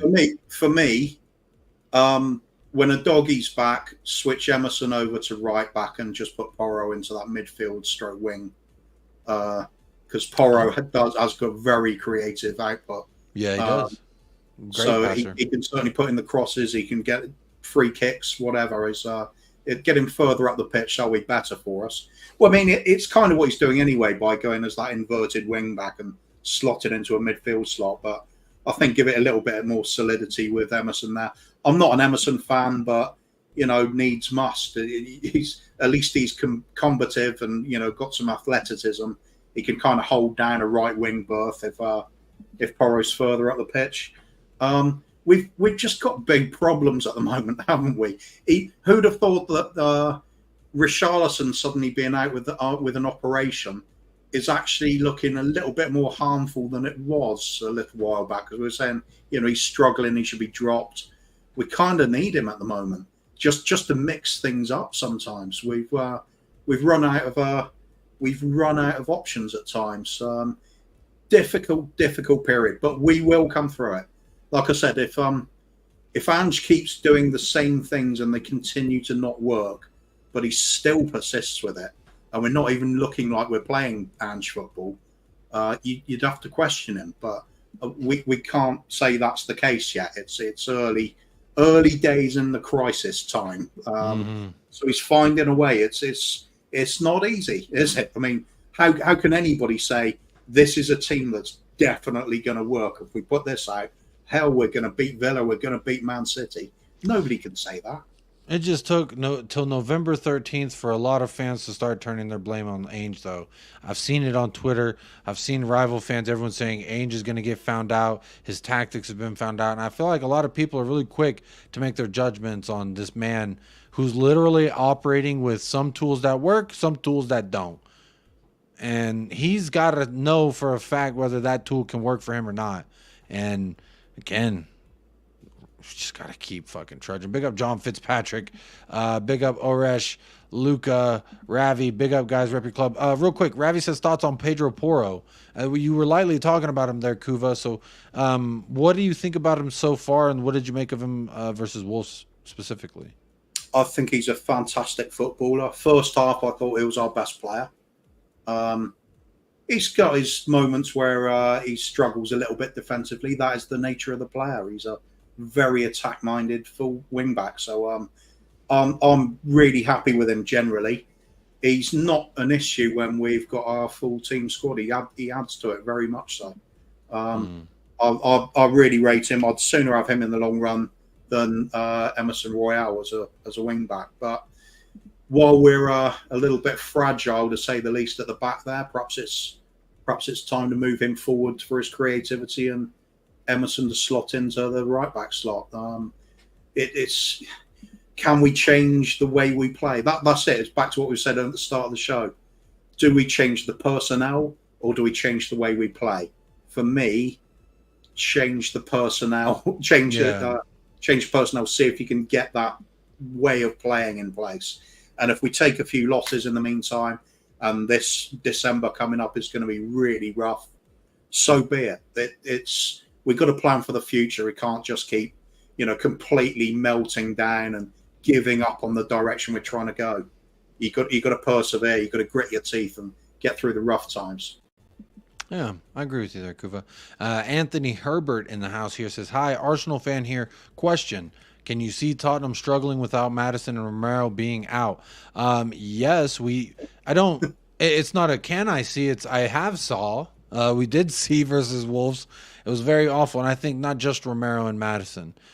Van de Ven being out for a long time is going to absolutely affect us, even when Romero does come back in 2 more matches after the suspension. Big up Anthony Herbert, Arsenal fan. Appreciate you being here. Appreciate everyone who has hit the like. We are about 6 away from 100, so big up everybody who has helped us get there with 119 votes in the poll. Anthony, lastly, what I would say is we are going to continue to struggle without James Maddison until we find some kind of solution there to give us more creativity. It's a natural regression when a guy in your squad creates 3 to 4 big moments every game where someone or he can score. And when you take that out, now you need someone else to do that 3 to 4 times a match in order to just maintain what we were doing. So, yeah, we're absolutely going to struggle in that regard, in my opinion. Towel whips, yeah, big up. Saka's older brother is here. Big up, Saka's older brother. First time seeing you here. He's giving the Wolves howl. The spirit of the Wolves is running through all the rival fans this last week. So they're enjoying themselves. They played well against us, got to admit it. They look good. Yeah, they deserved it. You know who else they beat at home? Man City. Exactamundo. Look, I'm not saying we are Man City, but they lost to them too. So we can't be all that different, right? Oh, I'm grasping a little bit of straws. It wasn't a shameful result. It's just disappointing. Speaking of maybe disappointing if it's fake, saw this today. Might make some people happy. Says Bayern Munich are plotting a move for Eric Dyer in the January transfer window. This is from Footy Insider 24/7. Footy Insider 24/7 has 106,000 followers. Why would they do that? Can we all contact them and beg them to take him? Is this a Harry Kane masterclass? If this does happen? No, I think this is people trying to have a hot take. There's no way. Absolutely no way. Well, he's not good enough for any of the top 6 in this country, but suddenly Bayern Munich, one of the annual favourites to win a Champions League, suddenly decides that that's the man for them? No chance. Maybe this is just us hoping. We're trying to grab something to hope and hold on to get us through this international break. Oh, hang on. There is one possible reason for it, and that's it. It's like it goes there as an emotional support pet for Harry Kane. We got him. We got him right here. He can speak a bunch of languages. Big up David for the $4.99 super chat. Big up yourself right now. Says, don't forget about the idiots calling Son bad captain. Half of 11 missing. He was trying, but team was shit. Unbelievable people turn on him after 2 losses. Have you heard some of this going around, Kuva?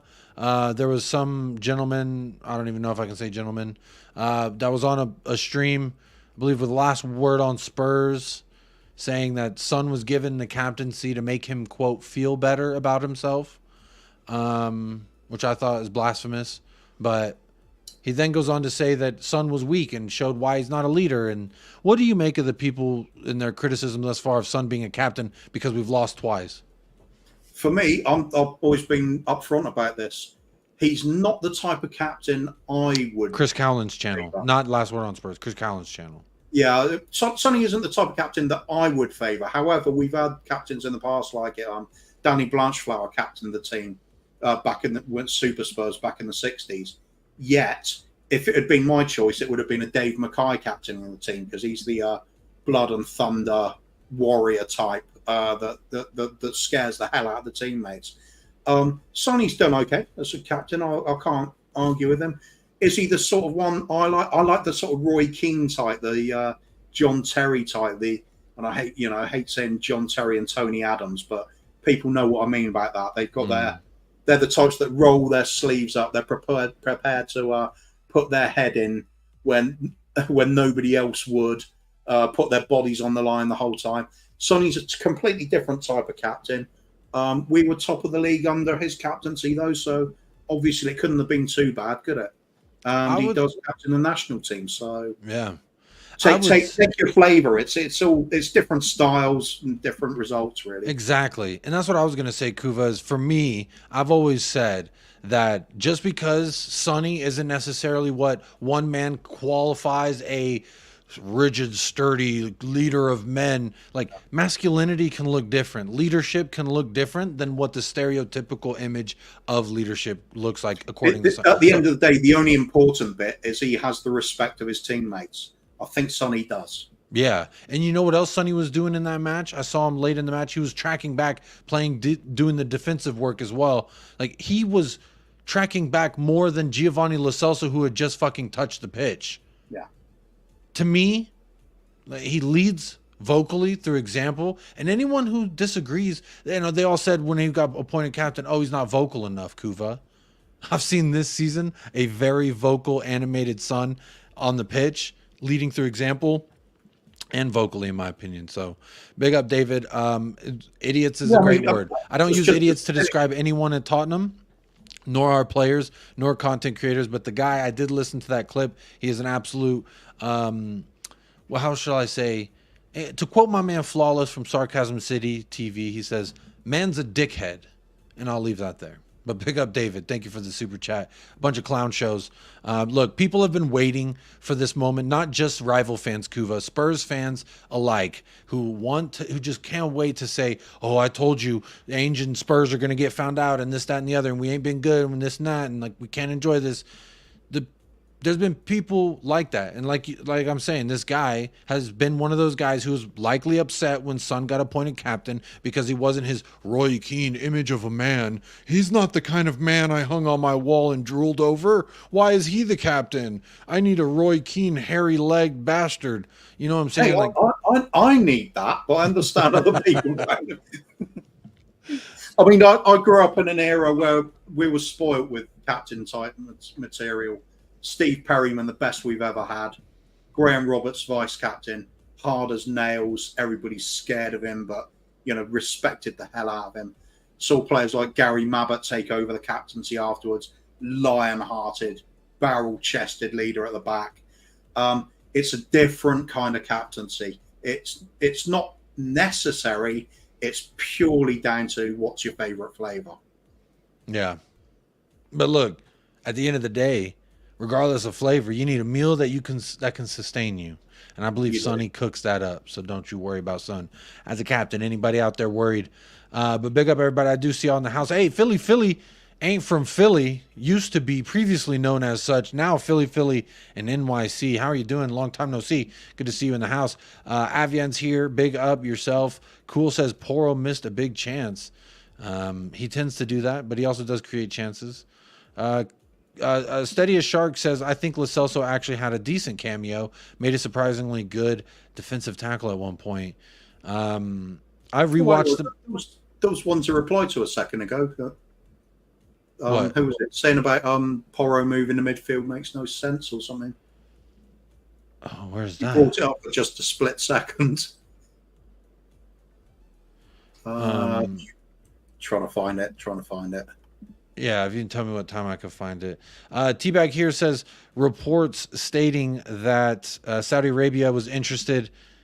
That's per Matt Law as well. That says Tottenham Richarlison is the target for Saudi Arabian clubs in January. 11:45 caption grandma. It's a good talking point he's bringing up. So Kuva switching Poro to midfield makes no sense because then Emerson plays right back and you lose the inverted fullback. Yeah, you do lose the inverted fullback, but it's a tweak of the existing system. It's basically when Poro's playing the inverted fullback, he does move into that midfield spot. I'm just saying, if you start him in that slot and then solidify the right back area, perhaps then you can maintain a little bit more balance in the midfield and creativity further forward. But yeah, of course, it's a slightly different way of doing it. But yeah, I know what you mean. Of course, it's going to be different. It will look different. Yeah, absolutely. And then there's actually another question or a statement from Zapur here. Brings up something that I want to ask you as well. It says, quote, rather see once and for all that Lo Celso can be the number 10. Let's cross that bridge. I hate the question mark above his head and start Bentancur over Sarr already. Basuma, that's our midfield. So he's saying Lo Celso, Bentancur, and Basuma.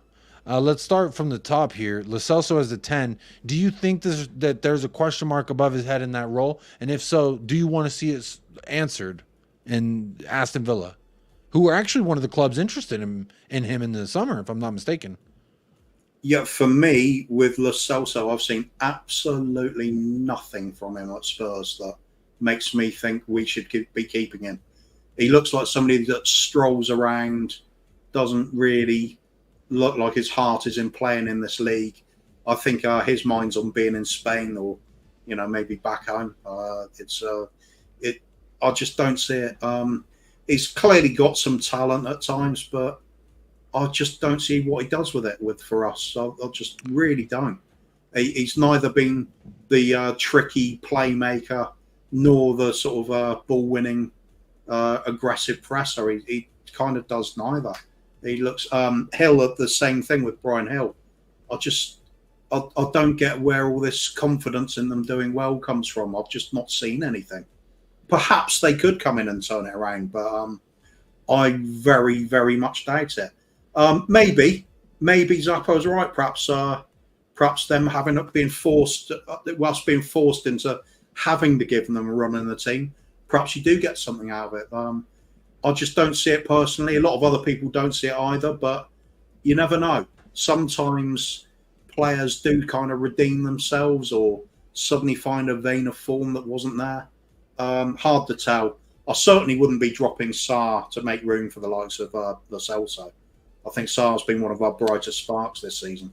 The Zapur's comment specifically said Bentancur over Sarr, not Lo Celso over Sarr. It was Lo Celso. Yeah, I mean, I would play Bentancur and Sarr and together. Yeah. Do you think that Bentancur can come in and play that Madison role? I think he's the most creative midfielder we got. I don't think he can suffice in that role, but if you look at last season, he did do what I think Ange was talking about for Papa Matasar, which was the 6, the 8, and the 10 at times. Yeah. That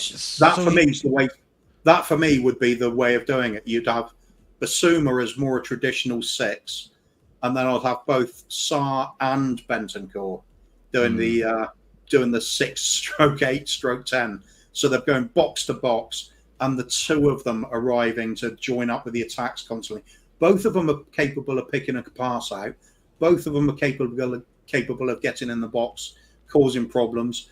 I think Bentancur's even more likely to have a goal in him than Sarr is. But I'd say if you're going to make up for Maddison missing, get two players further forward. Really being more aggressive going forward. I think those are the two to do it for me. We got problems. I mean, we've got to try something, haven't we? Yeah, we got a little shuffle around the deck, see what we could draw up next. Absolutely agree. Big up Phil Coy says, big up Jacob and Kuva. Sorry I couldn't jump on, didn't get back from work till late. No worries, Phil Coy says next time. By the way, have you seen Fabrizio Romano tweet regarding Mr. Santiago Jimenez from I believe, Feyenoord? I got it right here. From Fabrizio Romano says, quote, "It's important to say that Tottenham keep following Santiago Jimenez. They know the player so well and keep sending scouts to follow the boy. The player could be available around 45 million in January." Look, I believe he's Mexican. I'm all for signing a Mexican. I'm right here on the border. Viva la Mexico, all that.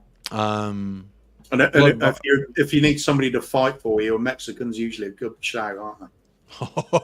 Yeah, you want someone to fight against you, with you, and all the above?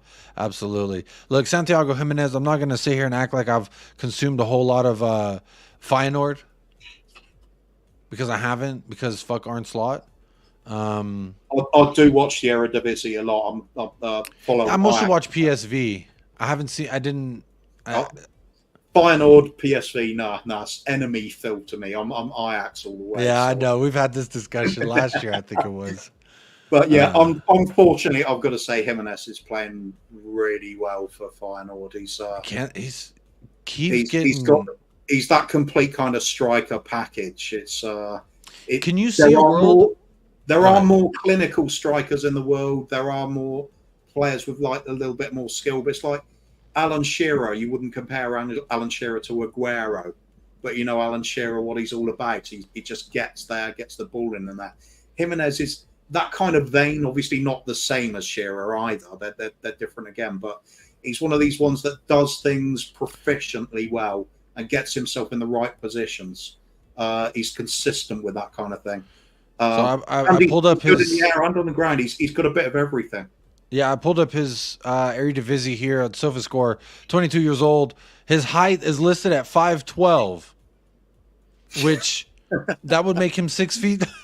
Why not just say 6 feet? Well, it's yeah. Yeah, it's kind of funny. But he is Mexican. Did confirm that. Left-footed forward. I'm left-footed as well, so love a left-footed forward. A Mexican can be above 6 foot.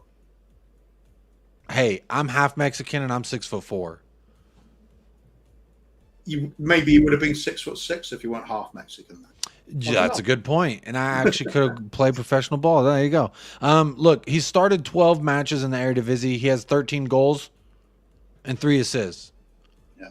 16 goal contributions in 12 matches. Not a bad little return there in the Eredivisie.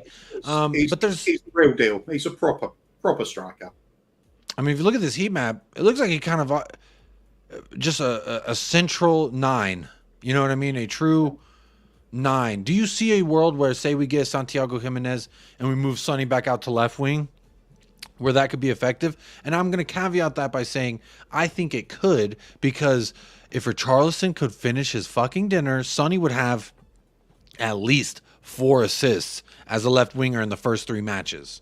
If that's Santiago Jimenez, who's supposed to be able to finish, then do you think that could be our viable option going forward after January?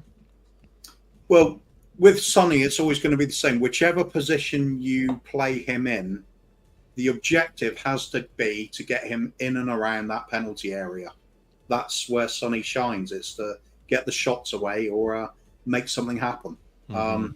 So if you do buy Jimenez and Sonny slips into left wing, don't play him as an out-and-out left winger that has to get down the byline and put a cross in. That's not his game. He's going to have to play inverted. But the left side's a good place for Sonny to do while we've got a doggy, because a doggy does go up and support, and he can be that overlap. And we've even seen it in early games of the season. the crazy stuff like Basuma will pop up on the left wing and overlap. We've got a lot of our willing runners on the left wing, so Sonny can play that wing, but it's going to be an inverted winger, almost to play effectively playing two strikers, but one of them slightly out to the side. Yeah. So I've got no problem with that. Gives you more options, doesn't it? We clearly need enough more options up front at the moment. I think the biggest problems we've got, though, is as we already know, there is no natural replacement for Van der Ven or Maddison. And it doesn't matter which player we suggest for playing in their positions. Nobody can do it as well as they're doing it. So Jimenez will help. And I think long-term, it's a really good signing. I agree. I would like it. We need some attacking help, in my opinion. I don't think we are strong enough or deep enough. That's one of the many positions, including center back. Obviously, you nailed it on the head there. Captain Grandma says, question, Jacob, what's your agenda against Lo Celso? You obviously have one. Give me some facts, not opinion. Here's some facts. I remember vividly video evidence of him unable to beat his first man with the cross several times. Video evidence of him failing to give effort on the pitch wearing a Tottenham Hotspur shirt. There's two. Video evidence, so not opinion. I would go on to say his passing, his shooting is woeful. Video evidence of those things as well. Look, you could talk about how good he was for Argentina. You can talk about what he did in La Liga. I'm talking about what he did at Tottenham Hotspur shirt. Because apparently when not you, Captain Graham, but whenever I boast about other players and things they've done before or outside of the club, it's always, well, what did they do for Tottenham Hotspur? So I'm trying to keep that same energy here. What has Lo Celso done for Tottenham Hotspur? He technically didn't help at all with the World Cup in Argentina, so we could also exclude that out if we want to talk about what he's done for Argentina. So I just don't see a world where this guy has got it for this league. He looks okay and halfway decent in La Liga, where they give you space and they're not as they allow the ball carrier more room in La Liga, and the sun shines a little bit more often there. I don't think him as a guy who wants to be here. He hasn't exhibited any of that. His body language would also suggest that as well. Now, that's a little bit of opinion based on video evidence of his body language. But again, body language, I could be misreading it. So that might be some opinion there, Captain Grandma. I don't think I have an agenda against Lo Celso. I've just seen that he is shit. He doesn't care about Spurs. He cares more about other things than Spurs, and that's fine. You can. And just because this summer and this year he's been tweeting, come on, you Spurs, and I'm excited to be back on the bench type shit, that doesn't rectify the things that I've seen over the few years. I've seen a guy who gave up on us. And quite frankly, you turn your back on Spurs when we're at our lowest, then I guess I will develop an agenda against you. So there's some facts, not opinions, Captain Grandma. I hope that answers your question. Also, aren't opinions just your own interpretation of things you see, such as facts? Yeah. Anyway. Yeah. You could also say, is it also considered an agenda if you say that a player must start, even though the manager clearly doesn't fancy them to start? Yeah. I'd say that's also an agenda. So, which way do you want to look at it, really? Yeah, and I would also look at it like, how many loans has he had since he got here? I know we have a lot of managers, but that's a lot of different fresh eyes on him that did not want to use him. Yeah. And I say the same thing about Brian Hill. Say the same thing about Jed Spence. I put him in that echelon of players. I technically don't want to see. I don't think there's a question mark over his head. Any question marks I had, he answered the year that we bought him after when we loaned him, I was like, okay, sure. Like he's all right. You know, he's not the greatest, but he's okay. And then he just stayed in that category of being okay, not good. And after a while, you got to go. If you're not good enough. That's just my opinion. Sue B, big up Sue B. I've seen you in the chat all night tonight talking about that was Aston Villa that wanted Lo Celso because he did play for Emery over there at Villarreal.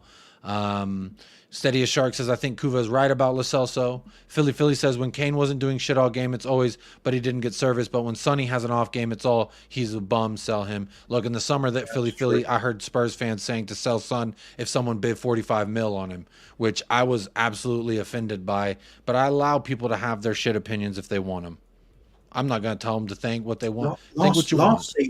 Last season, I thought Sonny was below his best by a long way, but I saw him being played almost as a left midfielder a lot of the time. So it didn't surprise me. This season, I think he's been fantastic. Against Wolves, couldn't get the ball to him. So when the few tiny little times when could get it to him, he just wasn't into his rhythm of his game. So he struggled. Didn't have a great game against Wolves, obviously, but who did? Sue, I think, is talking about Lo Celso here. Says, I think it's unfair. He's been injured, and he's just getting out of it. Steady as Shark says he had a great preseason, and his cameo was good. Paul G says, I share the same opinion as Kuva on Lo Celso and Hill. So we have a little bit of a split opinion here. But I mean, you can apply this to Ndombele as well, can't you? A few little training ground pictures come out, and people were going, oh, wow, look, he's really trying. We should be giving him a go this season. Look what happens.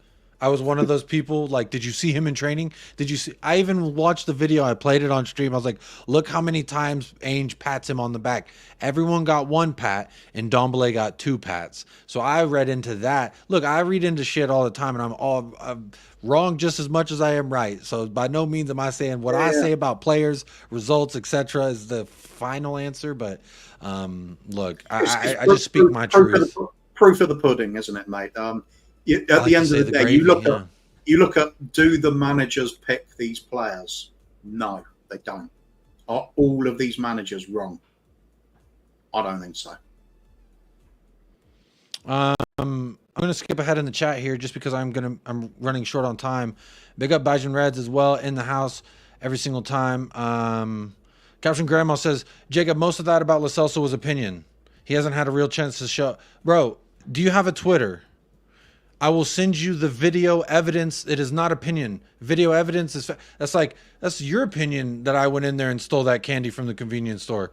Well, sir, we have video evidence of the facts that remain. You did steal the candy at the convenience store. So it wasn't opinion. I said the last part I said was probably some opinion as far as me reading into his body language. That could absolutely be my mistake. But my point, Captain Grandma, is I stated 3 to 4 different facts of why I don't like him in this, why I don't think he's a good player, good enough for the Premier League, etc. I don't think his passing is good enough. I don't think he's physical enough on the ball. I don't think his dribbling is good enough on the ball. I think his crossing is woeful. His set piece taking is woeful. I don't know what he does good at other than be bow-legged and hunch his shoulders over when things aren't going his way. I don't know what to say Lo Celso does well, because in a Spurs shirt, I ain't seen it. The things that I've heard fans say that was good about Lo Celso was, oh, well, he was our hardest working midfielder when Jose and Nuno and the shit. And so was Højbjerg. That's not a metric to say guys can do it or can. I just, every time I see him play, nothing good. Nothing that I say, wow, look at that. Preseason versus Sea City Sailors or whatever doesn't change my opinion on the guy.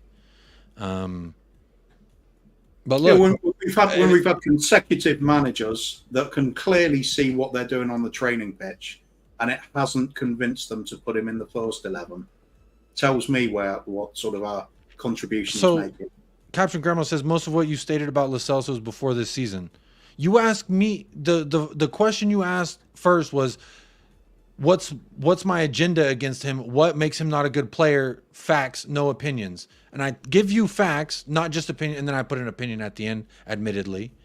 But then you say that wasn't facts, that was opinion. And now you're saying that, well, what I said was before this season. I mean, I do like to use the argument of don't judge a player like as hard as I am on Brian Hill. Again, I haven't seen him do anything in this system yet that changes my mind, but my opinion was that he's not good enough for this league. But maybe in an Ainge system, he could work. But I didn't see any difference in our squad when he came on the pitch. I didn't see him insert life into our squad versus Wolves. I didn't see him dictating the match. I didn't see it. So I don't know what I'm supposed. That's this year. That's the only time I could really judge him on. Yeah, Big Daddy Ainge does tell us not to judge from past seasons. And that's what I said about a lot of players. It was like, well, that, you know, when I defend Spurs on a bigger platform, I say, don't judge Romero, etc. Don't judge them based on last year with Conte, Nuno, or Jose, because they don't play the same way that Ainge plays. Hill just got thrown off the ball over and over. That in the two appearances off the bench that I've seen him play. That is. Hooray, maybe in an Ainge system it could work. Thank you. I'm not closing the door that in an Ainge system it could work. I don't want to close that door. I'm just saying from my viewing of Giovanni Lo Celso, I don't think he's a good player. Therefore, I don't think he could work in this system, in this league. Maybe he could work in this system, but if this system's in La Liga, yeah, sure, he could flourish. I just don't see him in the Premier League for Tottenham Hotspur giving... First of all, you got to care about what you're doing. If I didn't care about this YouTube shit and I half-assed it like Gio does for Spurs, it'd look a lot different than it does. And I wouldn't be going for 2 hours, which, by the way, I do need to wrap up this show. But big up Caption Grandma. Hey, again, I'm not saying you're wrong and I'm right, and I'm not saying vice versa. Same thing with Zapur. Anyone who disagrees with me or agrees with me, I'm not saying we're right or that they're wrong. I'm simply just saying this is how I've seen him. Therefore, this is my expectation. And again, expectations are always wrong. This is the most beautiful sport in the world. It will make fools of us all. So I hope I hope Caption Grandma's right. I hope Zapur's right. I hope he is the best backup for James Maddison we could have ever dreamed of because he can work in an Ainge system. I hope so. I'm just saying I don't think so. I don't see it. There's nothing that I could look back and say this is what gives me that hope. That's just me. What were you going to say, Kuba? I was going to say, yeah, big up to Caption Grandma anyway, because big up every time to Caption Grandma. Sure. It's a perfectly valid talking point. So, and it's a good opinion to have. Look, half the fan base feels that way, so you're not wrong in your thinking. From my point of view, though, if we're talking about a player fitting an Ange system and Ange doesn't pick them, then probably he doesn't fit it as well as people think. Because how much more can you? Of a judge can you have on a player fitting an Ange system than Ange himself? Yeah. And you know what? Maybe my opinion is slightly agendaed because when a player pisses me off over and over and over, eventually I stop liking them and I get very angry when I eat Eric Dyer. And when a player doesn't care about the club that I care about so much, they're dead to me. So maybe a little bit of me is a little bit agenda based versus Lo Celso. But this is a really balanced answer, a really balanced comment from Cal Agent. I want to read this and then say our goodbyes. It says, "Get it was 3 years ago, but it's incredible because he started out his loan borderline impeccably. I remember his loan. I loved him. I was like, wow, I can't wait to get to. We have to make it official." Says we couldn't wait to make that loan permanent in that January. 3 to 4 different managers didn't help, but damn. I think this is a good, like a healthier approach than mine, which is he's shit. And every time I've seen him, he's been shit outside of after when we made him official. Then he was like, cool, I got my big club. I'll take that paycheck. Thank you. It's kind of what I've written it off as. And like, that's why Ndombele makes me mad now because like at some point you just got to figure it out. But look. Yep. Players and managers, any of them, they are capable of redeeming themselves. And I hope he does. I hope him and Hill are the best fucking thing since sliced bread. And I can sit up here and be like, I'm so stupid. My footballing knowledge is ass. But look at him go. Look at him go. Because you know what? If they're firing and we're winning and we're getting results, that means more to me than my silly pride on YouTube. I'll get up here and say, I'm an idiot. I don't care if they prove me wrong. Nothing worse at a club than players playing badly for you. So I sincerely hope that everybody on our books, including Eric Dyer, have a blinder the rest of the season because that will be good for our team. Yeah. So, big Zapur, yeah, it's a great talking point. It's a great conversation. Hey, long may it last through the international break. We will be talking about this more. So, Captain Grandpa, please do come back next time and keep challenging me. I always say that here. I don't want everyone to just be like, oh yeah, whatever Jacob says. Like, obviously, I'm a human who is very much capable of making mistakes just as often as I am getting it right. So by all means, everyone should challenge me. And Zapur here challenge says, I don't know. He says, whoa, I don't know about Lo Celso. I just want to give him a full chance, a full game and see what he can do. Fair enough. If Gio was running the stream, I'd be in my bed by now. Big up, Luca. Appreciate you being here. Big up, CQ. Big up, Drunk Vigo, Philly, and everyone in the house. I do want to quickly shout out all the monetary value spent on this show today. So big up to everybody. Moondog starting us off with a super chat. TJ Warren grabbing his membership, then crying about not being a mod, but that's what Arsenal does. They cry. Hamza's Piano came in with a double super chat. Big up yourself. Totspurs used their membership chat. Big up yourself. Wolfsfi with the big old dono. Love to see it. Question here from Dry Roast Piano. I believe that we answered throughout the show, but apologies, I did not get more time to talk about that, Dry Roast Peanut, but big up yourself. Mike Doss with a super chat as well. Big up Mike Doss, Liverpool fan. Craig the Gecko Man, and David blessing the chat today with some monetary backing. So I appreciate y'all doing that. It means a lot to me. Again, if you haven't hit the like already, please do hit the like. 4 more away from 100. So if you are watching on playback, help us get to 150 if we can. I see 131 votes. So that's about 40 people, Kuva, that are voting but not liking the video. And you know what? It's suspect way of living, but guess what? You can live the life you want to live. Just like Donovan saying, Jacob, you're wrong about Gio's quality. Maybe. I don't think I am, but I might be. That's one thing I know. I think he's got a lot of quality. I just don't think he applies it for us. I just don't. That's what I'm saying. Like, if you don't care enough, it's going to show, and that's what I saw. But big up Foxy as well. Ballet's the biggest example, isn't he? Bags of skill, absolute waste of space for us. But big up everybody who has hit that like. I appreciate y'all. I am going to redirect you on over to Sarcasm City TV, Flawless. If you're there for a short time, just hit a like, say USA Raid, subscribe. It's a great channel over there. I go over there sometimes, but big up everyone. 101 likes, 110 is achievable. Is there 101 likes? I'm only seeing 96. It hasn't refreshed in a minute, but maybe I'm, oh, look, I just refreshed and it says 106. There we are, 106 likes. Big up everybody who hit that. And there is the channel where you can find more of Kuva 3 Spurs Boys. They're on the road to 1K, so help them get there. If you haven't subscribed there already, please do that one. But big up everybody in the chat. Again, great conversation. Caption Grandma, everyone who agrees, disagrees. Like, yo, I love the conversation. I love the fact that y'all are here. Good lively comment section, yeah. Absolutely. That's what makes the show as great as it is you folks in the chat. So big up yourself right now. Again, just want to say, like, appreciate everybody. We're on the road to 3K, and we couldn't have done it without everyone who tunes in every day, hitting a like, sharing the video. Again, I can't emphasize enough. Even if you just send it to someone who already watched it with you, share the video. It helps the algorithm. Share the video with your mother, your brother, your sister, your cousin, your auntie, your uncle, your nephew, and your niece, your neighbor maybe. They all want to watch United Spurs of America. Tell them to subscribe. Tell them to like the videos, because all that does wonders, and it's absolutely free. That is the main point. Let me emphasize, absolutely free. I'm going to go ahead and end the poll, and let's see what the winner was at 38% was moved on already, and it's all we can do in regards to the vibes from the Wolves game. And then 29% still upset about the loss, but I hope this show has brought you some solitude, hopefully some comfort, but we will be back. I am going to plan, look, I'm going to build the show tonight. I'm going to do a double watch along for Brazil versus Colombia and Argentina versus Brazil. I'm going to do that on Thursday, y'all, 5 p.m. So be there. I'm going to likely have another show tomorrow. Not sure what time.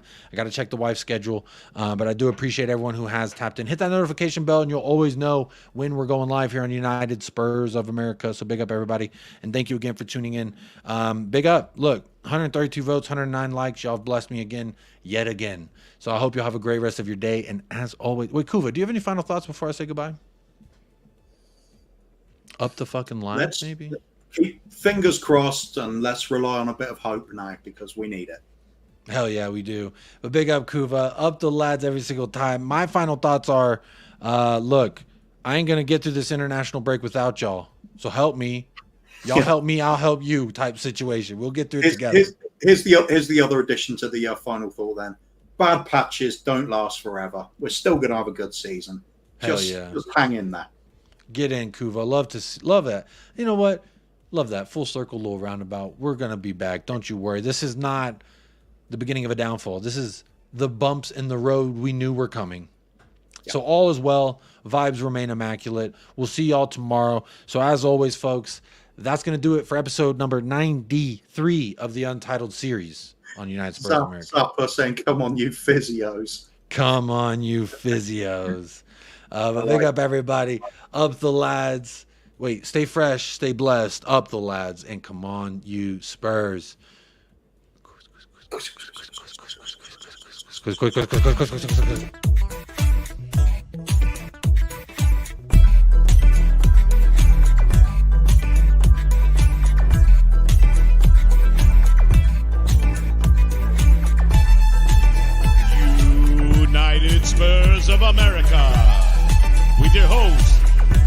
Michael